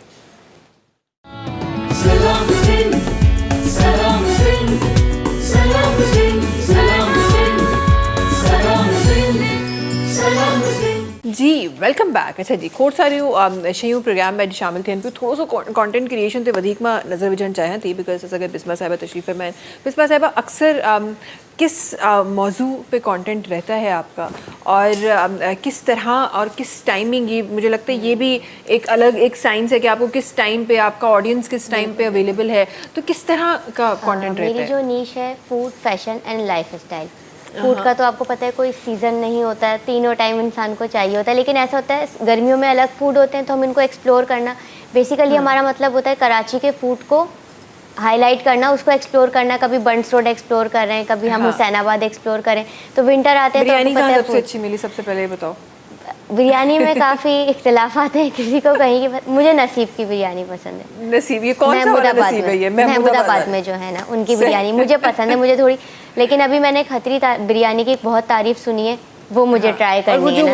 वॉसिया जो पुराने जमाने की बिरयानी हमने सुनी है, वो कुछ नल्ली नहीं है वो? बिरयानी नहीं, सबके ना बिरयानी की भी टाइप होती है। अब किसी को दूसरी, मुझे मसाले वाली पसंद है थोड़ी, तो इसलिए मुझे नसीब की पसंद है। सही। अब जिनको नल्ली वाली या बीफ में जो ज्यादा है तो उनको फिर वो नल्ली बिरयानी वाली पसंद अच्छी है लगती है, ना। हाँ। लेकिन गौसिया की भी काफी फैन फॉलोइंग है ना। और बाकी डिफरेंट एक्सप्लोर करना ना, जब मैं कहीं किसी जगह को जाके एक्सप्लोर करती हूँ, कोई शॉपिंग हॉल वगैरह देती हूँ, तो वो लड़कियों को बहुत पसंद आता है। सही, अच्छा। ये ओहो, वो चीज़ वो जबरदस्त। बहुत वायरल जाता है, वो ज़्यादा पसंद आता है कि कोई उनको ऐसी चीज़ मिल जाती है, चलो अब हम यहाँ पे शॉपिंग करने जाएंगे, इस तरीके से ये चीज़ ज़्यादा होती है। और सेल्स वगैरह को प्रमोट करना डिफरेंट ब्रांड्स के ना। लेकिन एक्सप्लोर करना ना, मैंने नोटिस करा है फीमेल ऑडियंस मेरी थोड़ी ज़्यादा है, तो कहीं पर सेल है, कहीं पर कोई ऐसी चीज़ कि भाई यहाँ पर आपको ये चीज़ सस्ती मिल रही है। हाँ। अभी मैं एक जगह गई, वहाँ पे शीन वाले आर्टिकल वगैरह थ्रिफ्टेड मिल रहे थे। हाँ। तो उसकी वीडियो बनाई। भाई लड़कियां तो आपको पता है क्रेज होता है, हाँ, औरतों को एक फौरन मेकअप पहुंच का और जाए एक वहाँ पर। कपड़ों का ना। हाँ, हाँ। तो ये मैंने नोटिस करा, उनको बड़ा पसंद आता है ना ऐसा कंटेंट। संडे बाजार में चले जाओ आप, हाँ। वो और अब कंटेंट तो पसंद मैंने आता पता नहीं है। कहाँ सुना है कि संडे पे तो फ्राइडे पे तो सैटरडे पे डिफरेंट बिल्कुल, बिल्कुल, जो बहुत। एक्चुअल मार्केट्स आपको पूरा हफ्ता महंगा दे रही Wednesday को होती भी है, है। वेंसडे को वेडनेसडे को भी लगता है। नहीं, वो जो बाजारें लगती है वो तो अलग, जो नॉर्मल जैसे आप नॉर्मल आप स्टोर्स पे जाते हैं जी, जी, जी। और वो पूरा हफ्ता आपको एक रेट देंगे, लेकिन एक कोई स्पेसिफिक दिन होगा, सुबह की कुछ टाइमिंग होगी, उसमें आपको ऑफ दे देंगे ना। दे रहे होते तो हैं। ये चीज ऑफ या सेल वाला जो कॉन्सेप्ट है ना, ये ऑडियंस को स्पेशली खवातीन को बहुत अट्रैक्ट औरतों को बस करता है। बता दें आपके सेल हो, चीज अच्छी हो या ना हो, वहाँ पे रश तो हमारा काम है सेल बताना। जब सेल आते हैं, नवंबर सेल आई, 11/11 सेल आई, इस तरीके से, तो ये चीजें बड़ी पसंद आती है ना। सही सही।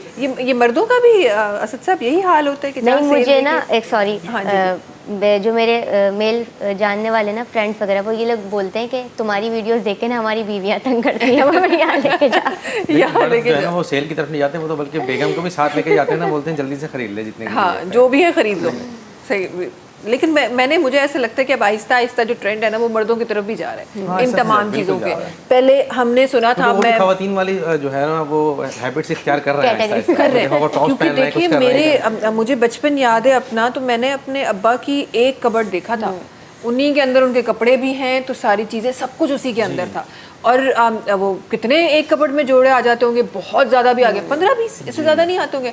अब मर्दों के मैंने पूरे कबर्ड्स देखे हैं, पूरी बिल्कुल ऐसे वॉल ही पे है। उनके कबर्ड्स होते हैं, जूतों की अलग शेल्फ होती है, वॉलेट्स की कलेक्शन अलग, तो बिल्कुल सब ऐसे ही है। इतनी चीज़ें, तो ये तो फिर 2025 के मर्द जो है ना, उनको प्रिंसेस ट्रीटमेंट चाहिए। प्रिंसेस, ये एक अलग बहस है, इस पे इंशाल्लाह किसी दिन बैठ के हम ये जो प्रिंसेस ट्रीटमेंट का बिस्मा ने वर्ड यूज किया, इस पे किसी दिन आराम से तबसरा करेंगे, क्योंकि इस पे लंबी गुफ्तगू होगी, इतनी आराम से नहीं हो सकती। फिर हम ऐसे लोगों को भी बुलाएंगे ना जो चाहते हैं, हम उनको भी बुलाएंगे। अच्छा, ये बताएं कि हम जब टेक्नोलॉजी की बात करते हैं, और फिर ज़ाहिर है हमारे साथ एक IT एक्सपर्ट तशरीफ़ फरमाए, हम जब टेक्नोलॉजी की बात करते हैं कि नॉर्मली देखा गया है कि कोई चीज़ आ जाती है तो हम उसको अडॉप्ट तो बहुत जल्दी कर लेते हैं, लेकिन उसका सही इस्तेमाल हमें नहीं पता होता। जी, बिल्कुल। यही मेरे ख्याल है तमाम ऐप्स के साथ, स्मार्टफोन्स के साथ, सबके साथ यही हो रहा है कि हमने उसको पहले बहस होती थी कि हम अडॉप्ट नहीं कर पाते, जो पहले की जनरेशन थी। आज की जनरेशन उसको अडॉप्ट तो कर लेती है, लेकिन उसको कहाँ, कब, कैसे इस्तेमाल करना होता है, ये एक बड़ा सवाल होता है। ये अवेयरनेस कैसे दी जाए कि चीज़ मार्केट में आने से पहले उस बच्चे को पता हो कि इस चीज़ का करना क्या है, इसको और कुछ नहीं करना है, इसके साथ यही करना है, ये कैसे अवेयरनेस दी जाए? देखिए, ये जितने भी अब जैसे ये सोशल मीडिया पे काम कर रही हैं, ये जो जितने वीलॉगिंग भी चल रही है, जितने लोग अगर ये सब मिल के यही काम करेंगे कि मतलब पॉजिटिव चीज़ें सिखाएंगे और नेगेटिव चीज़ों से हट जाएंगे, तो ऑटोमेटिकली अवेयरनेस आएगी। क्योंकि देखें, इस वक्त टीवी में बिल्कुल देखा जाता है, लेकिन सोशल मीडिया एक मानने वाली बात है कि उसका एक बहुत बड़ा इम्पैक्ट है, बिल्कुल, जिसने बिल्कुल। बहुत ज़्यादा जो है वो असर डाला है जितने भी दूसरे मीडिया है ना, क्योंकि हर शख्स जो है स्मार्टफोन उस वक्त उसके हाथ में होता है। हाँ। ठीक है, तो हम यही कर सकते हैं, जितने भी जो चैनल्स हैं, मतलब यूट्यूब के, ये सब, इनको यही चाहिए कि ये अवेयरनेस फैलाएं, फ़ायदा पहुँचाने वाली चीज़ें। जैसे इन्होंने अभी बात की ना, बहुत अच्छी बात की है कि ये डिफरेंट शॉप्स के ऊपर जा रही हैं, या डिफरेंट वीलॉगर्स हैं जो शॉप्स पे जा रहे हैं, वो ये देखें कि यहाँ पे प्राइस इतनी है और वहाँ पे प्राइस इतनी ज़्यादा की हुई है। अगर वो ये चीज़ फैलाएंगे तो ऑटोमेटिकली प्राइस भी कंट्रोल होना शुरू हो जाएगी, कंट्रोल हो जाएगी, बिल्कुल कंट्रोल होगी। क्योंकि उनको पता होगा ये चीज़ यहाँ से 5,000 की मिल रही है, वहाँ से ये 7,000 की मिल रही है, क्यों मिल रही है, हालांकि इसका रेट तो ऐसा है। हाँ। तो इस तरीके से भी हम अपने जो माशरे को ना बिल्कुल इक्वल लेवल पे ला सकते हैं। बिल्कुल बिल्कुल ऐसा ही है, और इस पे एक्चुअली काम करना चाहिए। बड़ा एक पॉजिटिव पॉइंट है जो आपने सामने रखा है कि ना सिर्फ ये कि आप व्लॉगिंग कर रहे हैं, बल्कि आप एक अवेयरनेस दे रहे हैं लोगों को कि ये चीज़ इतने की नहीं है जितनी की आप क्योंकि खरीद देखिए, रहे हैं। अगर हमारी पुलिस है, वो सब है, वो भी बहुत अच्छा काम कर रही है इस पे, लेकिन जाहिर सी बात है, जब जो इतने सारे लोग हैं, जब ये सब मिलके उनका साथ देंगे तो फिर मुल्क तरक्की करता है। बिल्कुल बिल्कुल क्योंकि ऐसा ही हमारी है। आवाम, अब जैसे ई चलान पे बात हो रही थी ना, हाँ। तो देखें शुरू में मुश्किल होगी, लेकिन बहुत अच्छी चीज़ है। हम अगर इंटरनेशनल पे जाते हैं तो वहाँ पे इतना अच्छा है, बल्कि पंजाब के अंदर इसका बहुत ज़बरदस्त जो है वो इम्प्लीमेंटेशन चल रहा है, नज़र तो वहाँ भी आता है चल रहा है। देखिए, इसमें शुरू में मुश्किल होगी, जब हमें आदत हो जाएगी तो ये बहुत आसान है, कोई ये मुश्किल बहुत, नहीं है। और ये कोई, मैं जब भी इस पे बात होती है तो मैं कहती हूँ कि ये कोई अजूबा चीज़ नहीं है जो आपसे कराई गई थी। आपकी गाड़ी रोड पे इसी तरह चलनी थी जी। लेकिन क्योंकि हमारे कल्चर में हमें कुछ और आदत हो थे। गई उल्टा काम करने की, तो हमें- फिर जाहिर सी बात है, हमें बहुत मुश्किल लग रहा है। और यकीन करें, बड़ा बड़ा अजीब लग रहा होता है ना कि जब आप देखते हैं और सबने सबने सीट बेल्ट लगाई हुई है, सब बड़ा शराफत से जा रहे हैं, और अपनी जहाँ जहाँ लेन्स हमें नज़र आ रही है, क्योंकि अभी भी बहुत काम इस पर भी करना है कि लेन्स हमें नज़र नहीं आती और हम कहते हैं कि नहीं जी लेन के अंदर रह के आप चलाएं, तो किस तरह चलाई जाए जब तक आम आदमी को नज़र नहीं आ रही।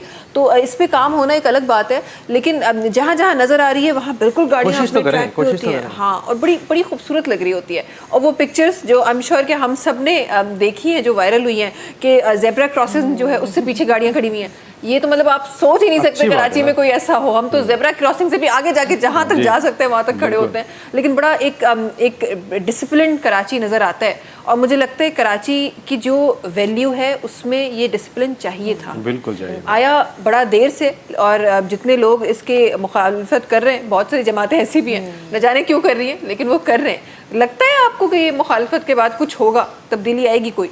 देखें, पता नहीं वो उनका क्या है, वो चाह रहे हैं रोड वगैरह बन जाए, बिल्कुल उस पर भी काम चल रहा है अल्हम्दुलिल्लाह, बेहतरी आएगी। और अपने मुल्क के लिए हमेशा पॉजिटिव सोचना चाहिए, कोशिश ये करनी चाहिए जो पॉजिटिव चीज़ हुई है उसका साथ दें बस। सही सही। और ये एक्चुअली बहुत एक पॉजिटिव काम हो रहा है। प्लस बजट पे बड़ा बहस है कि पैसे बहुत ज़्यादा हैं, लेकिन ये मैं और आप हम बखूबी जानते हैं कि अगर कोई चालान हमें 200 रुपये का होगा तो फिर उस पर अमल दरामद नहीं हो सकता। जी।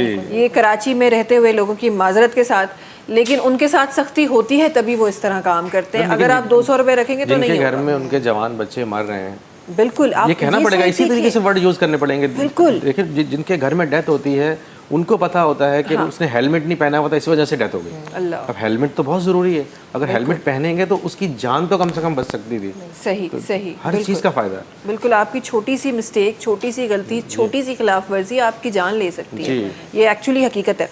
अच्छा जी, अॻियां वधे, जिगर जलाल साहब तशरीफ़ फरमा आहिनि। जिगर जलाल साहब, तव्हां जे थोरो सो शोज़ जी ॻाल्हि था कयूं, उन्हनि महफ़िलुनि जी ॻाल्हि था कयूं जेके जिगर जलाल साहब जे नाले सां, उन्हनि जी आवाज़ सां महकंदियूं आहिनि। उन्हनि महफ़िलुनि जी तरफ़ मां वञणु चाहियां थी। महफ़िल में जो हे त असां सोशल मीडिया जी ॻाल्हियूं करे रहिया आहियूं, त सोशल मीडिया ते माण्हुनि खे कीअं आणिजे, कीअं कजे, हीअ त हिकु अलॻि दुनिया आहे। पर लाइव बि तव्हां अगरि का महफ़िल करे रहिया आहियो ऐं तव्हांजे साम्हूं माण्हू वेठा आहिनि, चाहे उहे 20 हुजनि, 50 हुजनि, 100 हुजनि या हज़ारे वारियूं महफ़िलूं बि तव्हां कयूं आहिनि, कीअं माण्हुनि खे पाण सां ॻंढे रखंदा आहियो, उन गाने में कीअं पाण सां गॾु रखंदा आहियो? हाणे इहो ईअं आहे त ॾिसो त जॾहिं 500 माण्हू हिकिड़ो ॼणो, हाणे जीअं असां सभिनि जी वॾी तूं आहे, माना हिकिड़ो जीअं सिंधी में, छो त अॻुवाण जो तूं आहे त असां 3 ॼणा तुंहिंजे ॻाल्हाइण आवाज़ ते, तुंहिंजे सुवाल ते जवाबु ॾींदासीं। माना जेको तव्हां लफ़्ज़ कढंदव जी। असांखे उनजो जवाबु ॾियणो आहे। सही, माना अॻुवाण तव्हां हो। त फ़नकार बि ईअं आहे त जॾहिं स्टेज ते चढ़ंदो आहे न, त 5000 माण्हू हुजनि, लख माण्हू हुजे, 500 माण्हू हुजे, पर उहो पंहिंजो वात आवाज़ बंदि करे उन हिकिड़े जे आवाज़ जे ॿुधण जे लाइ मुंतज़र आहे। सही। त इहो वात मूं छा थो कढे, त पोइ उन्हनि में इहा ई शइ आहे त हिकिड़ी पाण में महिनत हुजे। जॾहिं मां सम्झां त मां हिन 500 माण्हू ते हुकूमत दिलि ते कयां त कुझु मूं में बि त हुजे न, त हुकूमत पोइ थींदी न। वाह वाह, ज़बरदस्त, ॾाढी सुठी ॻाल्हि कई तव्हां। हा। इहो चवण जे लाइ आम लफ़्ज़ आहिनि, पर इन जी माना वॾी आहे। तमामु वॾी आहे न। असां त उहा माना ॼाणे तव्हांखे पोइ था ॿुधायूं न, छो त असां उन्हनि सुलझल माण्हुनि सां ज़िंदगी गुज़ारी आहे। तव्हां 50 दफ़ो तव्हां प्रोग्राम कया आहिनि। हाणे असांजो गुफ़्तगू जेको हूंदो आहे न, उहो माना हिकिड़ो अदब इख़लाक़ जे दायरे में हूंदो आहे ऐं नसीहत जे दायरे में हूंदो आहे। उहो इन जे लाइ त हिकु त मुंहिंजो उस्ताद बाबू जलाल चांडियो राग सां गॾु हिकिड़ो वॾो सुलझल माण्हू हो, जंहिंखे अदीब करे चइजे। वरी असांजा जेके दोस्त पिरी प्यारा जिन सां पंहिंजो ज़िंदगी गुज़ारीसीं, उहे बि माशाअल्लाह जीअं अदीब ऐं वॾा अकुलमंद माण्हू। हे आम ॻाल्हियूं माना घटि, माना उहे ॻाल्हियूं जेके असांखे दुनिया में हिते बि इज़त माणाइनि ऐं हुन दुनिया में बि असांखे इज़त माणाइनि। वाह वाह, माना अहिड़ो हिकिड़ो फ़ाम फज़ीलत सां ज़िंदगी गुज़ार। बाक़ी गुनाहगार, ऐबदार, ख़तादार ऐं हर इंसानु आहे। असां पाण गुनाहनि में ग़रक़ ऐं इहो विख विख गुनाहनि में आहे। पंहिंजी बाझ कंदो पंतन पाक जे सदके जेका माफ़ी मिलंदी इंशाअल्लाह, आमीन। बाक़ी एतिरो माण्हू सोचे त मां जेको वात मूं लफ़्ज़ कढां, आने जी ज़बान आहे, पर लफ़्ज़ जेको लिकिरे उहो मणनि जे हिसाब सां हुजे। अल्लाह अल्लाह, ही एक्चुअली वॾा वॾा लफ़्ज़ जिगर जलाल साहब ॻाल्हाए विया आहिनि, पर असां वटि त हाणे अचे थो सिंगर।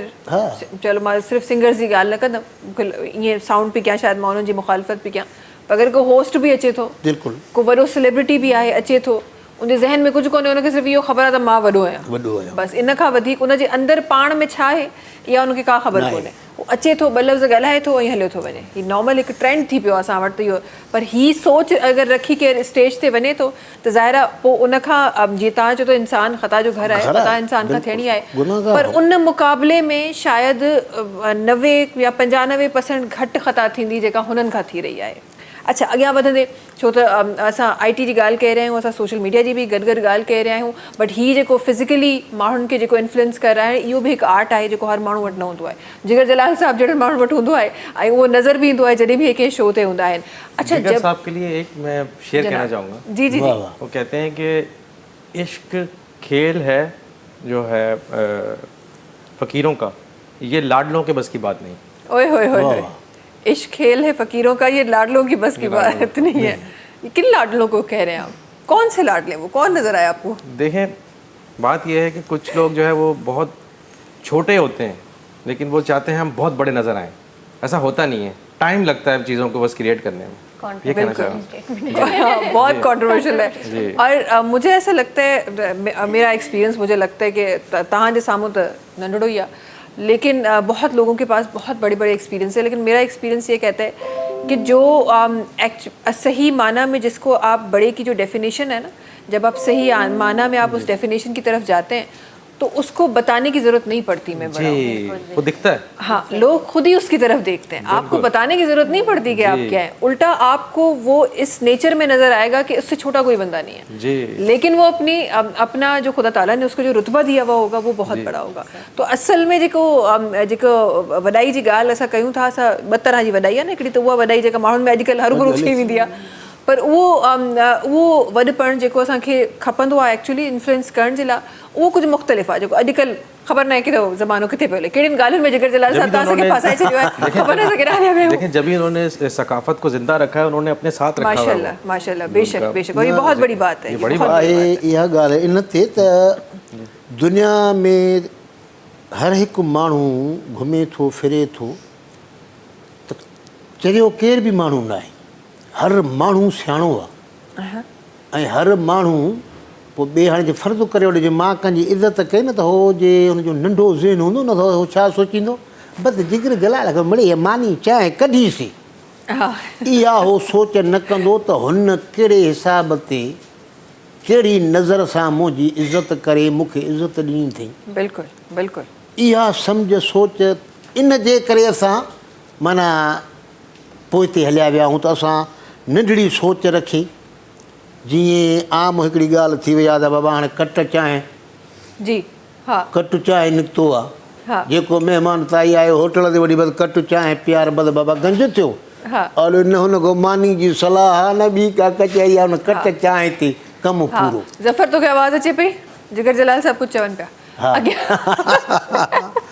अॻियां वधंदे असां सां गॾु ॿ महिमान थी फरमाए, थोरो सो टेक्नोलॉजी ते वधीक नज़र विझण मां चाहियां थी, कुछ गालियों करण चाहियां थी। एजुकेशन की हमेशा एक हमारे पास बहस रही है, हम शायद उस सिस्टम को बना नहीं पाए या समझ नहीं पाए, या हमने किसी और को, अपने सिस्टम को छोड़ के किसी और को सिस्टम को अपना लिया तो वो हम एब्जॉर्ब नहीं कर पाए। ये बहुत सारी चीज़ें जो चल रही होती है। और एजुकेशन, मैं सिर्फ उस एजुकेशन की बात नहीं कर रही जो बच्चा मैट्रिक, कॉलेज या यूनिवर्सिटी में लेता है। एजुकेशन बहुत तरीके की है जो हमें मिल रही होती है। मुझे बताएं, जब आप उसमें टेक्नोलॉजी की इन्वॉल्वमेंट की बात कर रहे हैं, क्या हम टेक्नोलॉजी को उस तरीके से हम इस्तेमाल कर रहे हैं एजुकेशन के लिहाज से? देखिए, इस वक्त देखा जाए तो बहुत कम कर रहे हैं। देखें, मेरा तजिया समझ लें, थोड़ा सा सियासी ना हो जाए, उसमें यह है कि देखें, जो हमारे गवर्नमेंट स्कूल्स हैं और प्राइवेट स्कूल्स हैं, उनकी तालीम में बेतहाशा फ़र्क है। बेशक बेशक। होना ये चाहिए कि इक्वल तालीम होनी चाहिए, ताकि एक गरीब का बच्चा भी वही तालीम हासिल करे जो एक अमीर का बच्चा हासिल कर रहा है। सही, ताकि उसको भी वो डिजिटल जो है वो चीज़ें, लैपटॉप वगैरह सब कुछ मिले। अच्छा, ये तो हम तो क्योंकि डिजिटल और उसकी मैनुअल की बात करें, लेकिन एक चीज़ मैंने बड़ी अजीब सी देखी और मुझे वो चीज़ समझ नहीं आई। अभी मेरी फैमिली में एक बच्ची ने, वो 7th स्टैंडर्ड की स्टूडेंट थी, तो वो पढ़ रही थी, तो बड़ी मुश्किल पढ़ाई और ये उस तरह सारी चीज़ें चल रही थी। उसने अपना स्कूल शिफ्ट किया, वो 8th स्टैंडर्ड में गई, पता चला वो 7th स्टैंडर्ड की जो फिज़िक्स की और सारी चीज़ें वो पढ़ रही थी, वो उसको 8th में पढ़ रही थी, फिर उसने 9th में जाना था, तो जो 9th की पढ़ाई है वो 8th में कराई जा रही थी। जी। तो ये मुझे एक्चुअली समझ नहीं आया, क्योंकि वो जब 9th ग्रेड में गई तो उसको पता चला तो वही बुक्स है जो मैं 8th में पढ़ कर आई हूँ। नहीं, वो इस वजह से ये की क्या जाती है कि standard है? ताकि जो 9th और 10th होती है बड़ी इंपॉर्टेंट होती है, ओ लेवल्स में भी और वैसे भी, उसकी फिर अगर प्रिपरेशन थोड़ी अच्छी हो जाए तो फिर मार्क्स अच्छे आने के चांसेस होते हैं। लेकिन इसका मतलब ये तो नहीं है ना कि हम जो 8th स्टैंडर्ड के मेंटेलिटी का बंदा है उसको हम वैसी लेकिन देखिए, वो हैवी। शुरू से इतना अच्छा पढ़ा देते हैं, काफ़ी सारे स्कूल्स ऐसे हैं जो इतना अच्छा तो उनको इतना ज़्यादा फर्क नहीं आता। लेकिन अगर वो 2 दफ़ा एक चीज़ को पढ़ते हैं तो उसके मार्क्स ज़्यादा अच्छे आने के चांसेस होते हैं। सिलेबस भी डिवाइड कर हाँ, देते हैं ना। इसी तरीके से जो मेडिकल का एग्ज़ाम अगर दिया जाता है या इंजीनियरिंग का कोई एग्ज़ाम दिया जाता है तो अक्सर जो है वो फर्स्ट ईयर से ही वो बच्चे जो है वो Preparation कर start लेते हो हैं। जाती है, ठीक है। लेकिन होना तो ये चाहिए कि जो हमारे जो गरीब बच्चे हैं उनको भी वही स्टैंडर्ड की तालीम दी जाए। देखें ये है तो बहुत मुश्किल काम, हाँ, लेकिन अगर ये किया जाएगा तो इससे माशरा जो है वो तरक्की करेगा, तरक्की कर। मैं इसीलिए इसी स्टैंडर्ड की बात कर क्योंकि रही हूँ कि 80% जब आवाम तो गरीब है। गरीब है, अगर आप बेशक, उनको कहें कि बेशक। इस स्कूल में दाखिल करा दें और हाँ। उसकी फीस इतनी है, वो कैसे देगा बच्चा? बिल्कुल बिल्कुल बिल्कुल इसलिए मैंने ऐसा कहा ना है। देख मतलब पूरा एक क्या उसको क्या कह सकते हैं हम, लेकिन हमें कोशिश तो करनी चाहिए ना। कोशिश करनी चाहिए। और ये एक्चुअली शायद आप जिस नज़र से देख रहे हैं उस नज़र से शायद मैं देख नहीं पा रही, लेकिन देखिए आपने सिर्फ 8th स्टैंडर्ड में आपने 9th की बुक्स नहीं पढ़ाई हैं, सिर्फ ये आपने स्टेप नहीं किया, आपने पूरे मुल्क के सिस्टम से वो डिफरेंट कहते चीज़ हैं ना पढ़ाई कि है उस गुर्बत बच्चे को। खैरात से नहीं, गुर्बत इंसाफ से खत्म होती है। इंसाफ से खत्म तो होती जब है। यहाँ सही। इंसाफ ही नहीं है, इंसाफ नहीं है, इंसाफ तो exactly। हमें बोलना चाहिए कि भाई इन स्कूल्स में ये पढ़ाया जा रहा है, उन स्कूल में ये पढ़ाया जा रहा है। देखिए अगर कोई स्टैंडर्ड लिया है तो वो एक अलग बात है कि ओ लेवल की तालीम अलग है, मैट्रिकुलेशन हाँ, की तालीम चले, वो अलग तो चले, हाँ, अलग चीज़ है, लेकिन जो हाँ। स्कूल है उनको तो कम से कम मसावी करने की पैरेलल जरूरत चलने है। चाहिए, बिल्कुल। अगर आपने 8th में प्रिपरेशन 9th की करानी है बोर्ड, तो फिर जी। पूरे मुल्क की एक ही होनी चाहिए ना। जी, एक बच्चा चलिए जो अगर मुल्क की नहीं भी हो रही तो हम कम से उसको कम अपने अपने सूबे सूबे की, के लिहाज हाँ, से इसको बिल्कुल। सेटिंग की जाए, आहिस्ता आहिस्ता, क्योंकि कहते हैं ना तब्दीली आहिस्ता आहिस्ता आती है, तो आहिस्ता आहिस्ता हम तब्दीली लेके आए। सही। और तब्दीली हमेशा अंदर से आती है, बाहर से नहीं आती है। बेशक, बेशक, ये तो आपने हमें बखूबी हमें अंदरूनी चीज़ें सही करने की ज़रूरत है। सही। और मैं यहाँ पे ये भी कहूँगा कि तालीमी निज़ाम को हम ऐसे भी बेहतर कर सकते हैं कि मोटिवेशनल टीचर्स को लाया जाए, ताकि बच्चे 15 से 20 साल तक पढ़ते रहते हैं, उसके बाद वो ये जब एक डिग्री ले लेते हैं फिर वो ये सोचते हैं कि हम जॉब क्या लें। उनको यही नहीं पता कि हमने ये डिग्री ले ली है, अब हमें इसकी जो है वो जॉब ही नहीं मिल रही। बिल्कुल। और मुझे लगता है कि फ्यूचर में हम जैसे ग्लोबली हमें नज़र आ रहा है ना कि हमारे बच्चों की काउंसलिंग होती है, एक अलग, बहुत ज़रूरी है। हाँ, एक अलग एक एक पूरा एक सब्जेक्ट अलग है जहाँ बच्चे जाते हैं और फिर पता चलता है कि अच्छा इस बच्चे का माइंड ये है तो इसको इस तरफ भेजो। मुझे लगता है फ्यूचर में हमारे कल्चर में भी ये चीज़ ऐड होने वाली है, क्योंकि हम बच्चों को नहीं समझ पा रहे। कुछ पैमाने पे चल भी रही है, लेकिन मजीद काम करने की ज़रूरत है। काम करने की ज़रूरत है, बिकॉज एक्चुअली ऐसा ही होता है कि हम एक बड़ा हिस्सा एजुकेशन को देके और फिर उसके बाद हम सोच रहे होते हैं कि यार ये तो मेरी फील्ड तो कुछ और होनी चाहिए, ये तो होनी नहीं चाहिए, तो हम अपना वक्त और पैसा दोनों ही हम ज़ाया कर रहे होते हैं। अगले वक्त ने जिगर जलाल साहब ने जल्दी से आवाज़ शामिल करना चाहूँ था, तो गानों वानों चाहूँ था प्रोग्राम में शामिल थे जिगर जलाल साहब एक दफ़ा बिहर। लाज़िमी।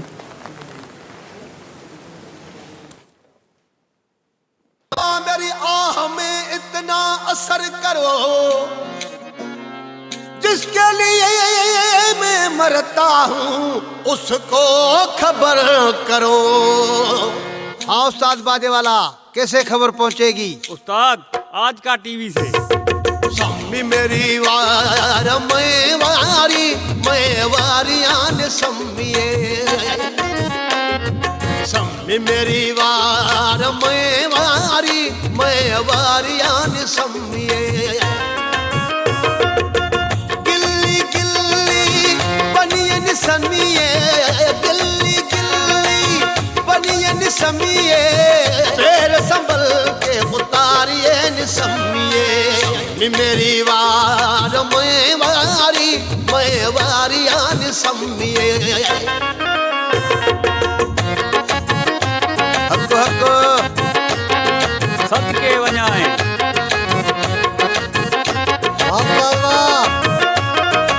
भले भले छिके रख। ऊठा दे गल टलियन समिए, ऊठा दे गल टलियन समिए, सजन मनावण चलिए निसमिए, सजन मनावण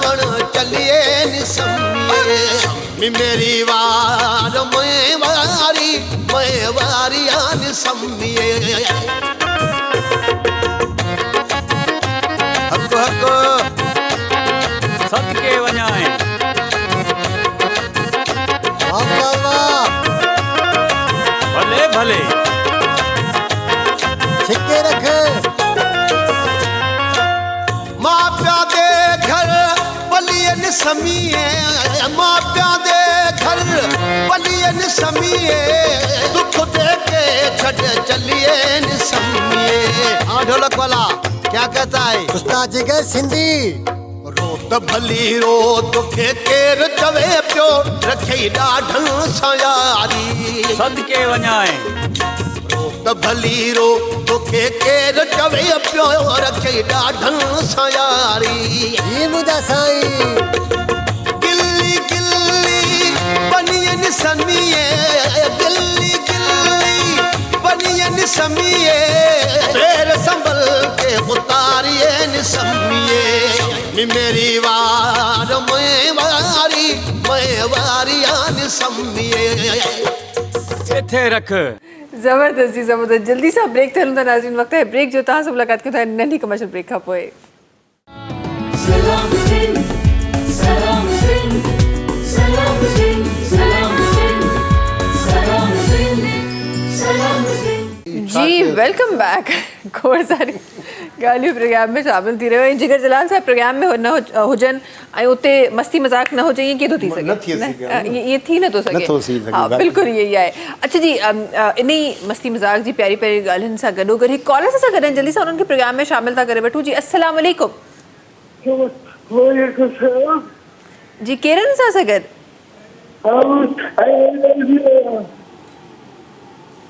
फारूक साहब पिया ॻाल्हायो कीअं आहियो तव्हां ख़ैरियत सां आहियो ख़ुशि आहियो तबियत ठीकु आहे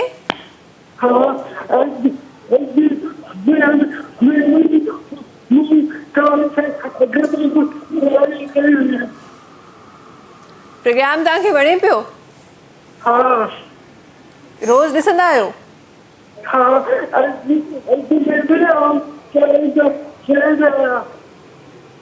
जी जी वॾी महिरबानी वॾी महिरबानी वॾी महिरबानी असांखे ॾिसण जे लाइ असांजे प्रोग्राम खे पसंदि करण जे लाइ ऐं जी जी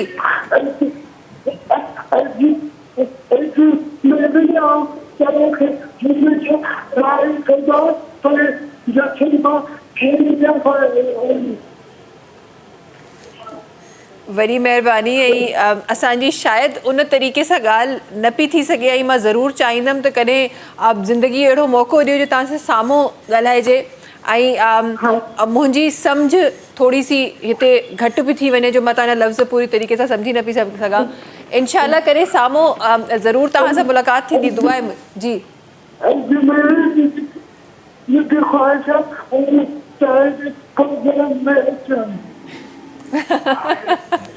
इनशाला इहा त ख़्वाहिश मुंहिंजे ख़्याल में ख़्वाहिश त इलाही वॾियूं हूंदियूं आहिनि हिते नंढड़ी सी शइ आहे इनशाला ज़रूरु जी तव्हां उमिरि छा आहे तव्हांजी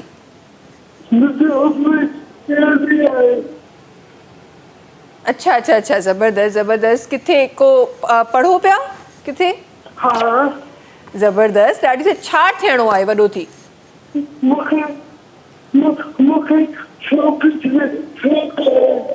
शोबिज़ में अचिणो आहे होए होए होए ज़बरदस्त ज़बरदस्त इनशाला पोइ तव्हां पंहिंजी पढ़ाई कंप्लीट कयो असांजा दरवाज़ा तव्हांजे लाइ खुलियल आहिनि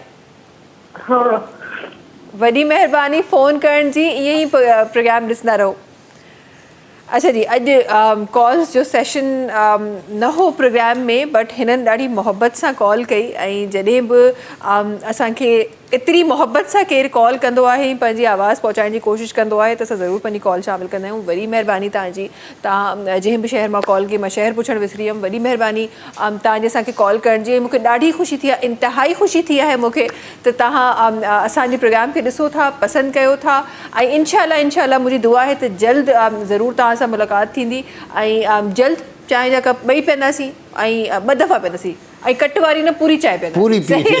पूरी चाय पी थी। अच्छा जी, अॻियां वधंदे असां सां गॾु बिस्मा साहिबा तशरीफ़ फरमा आहिनि। बिस्मा साहिबा ज़रूर ये भी मैं शामिल करना चाहूँगी बिकॉज ज़ाहिर है जब आप कंटेंट क्रिएशन के पास आप उस फील्ड में जाते हैं तो इनिशियल बहुत सारी ऐसी चीज़ें जो लोगों को नहीं समझ आ रही होती। इनिशियली जो स्टार्ट करना चाहते हैं उनको कौन कौन सी बारीकियाँ आप बताना चाहेंगी? सबसे पहले तो आपने अपने इंटरेस्ट को देखना है, और ये होता है कि कभी कभी आप हर नीश पे कंटेंट बना रहे होते हो। सबसे पहले अपनी स्पेसिफिक नीश सेलेक्ट करना बहुत ज़रूरी है जिस पे आपने फैशन पे बना रहे हैं, ताकि फिर उसी के अकॉर्डिंग आप अपनी ऑडियंस जनरेट करें। एजुकेशन पे आप कंटेंट बना रहे हैं तो फिर एजुकेशन से रिलेटेड फिर आप नीश चूज़ करें। ये नहीं कि आप एजुकेशन पे भी वीडियो बना रहे हैं फिर कोई और भी सब्जेक्ट पे वीडियो बना। नीश सेलेक्ट करना लोगों को समझ नहीं आता, काफ़ी साल उनके वेस्ट हो जाते हैं कि उनको बाद में जाके समझ आता है कि इधर तो मेरा इंटरेस्ट ही नहीं था, तो फिर वो कंटेंट ना अच्छा नहीं निकल पाता है। तो सबसे पहले इंटरेस्ट देखना, उसके अकॉर्डिंग नीश सेलेक्ट करना, फिर उस पर वर्क करना। अच्छा, ये आपने दो चीज़ें कही। वो जो नीश है वो आपका इंटरेस्ट होना चाहिए या लोगों का इंटरेस्ट होना चाहिए?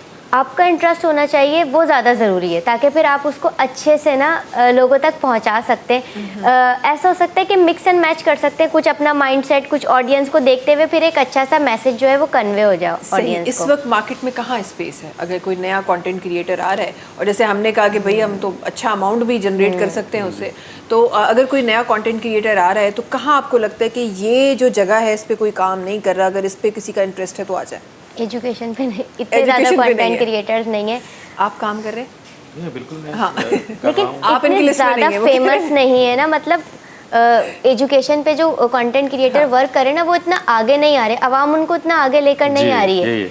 उनको क्रिंज कंटेंट चाहिए तो वही चीज़ आगे आ रही है। मतलब एजुकेशन पे बहुत सारे लोग वर्क करें लेकिन उनकी वीडियोस कोई देखता नहीं है। सही। उनको फ़नी कंटेंट चाहिए, कुछ इस तरीके से चाहिए जो बस फ़नी और उस वे में उनको ज़्यादा पसंद आ रहा है। यूजर्स को ज़्यादा से ज़्यादा जो है ना वो एंटरटेनमेंट चाहिए होती है। एग्जैक्टली, Entertainment, हाँ। अगर उनको हम देते हैं, मेरे भी बहुत सारे लेक्चर्स मौजूद हैं, उसके अलावा और भी बहुत सारे हैं जिनके लेक्चर्स मौजूद हैं यूट्यूब पे, लेकिन उन लेक्चर्स को कम देखा जाता है निस्बतन इंटरटेनमेंट के।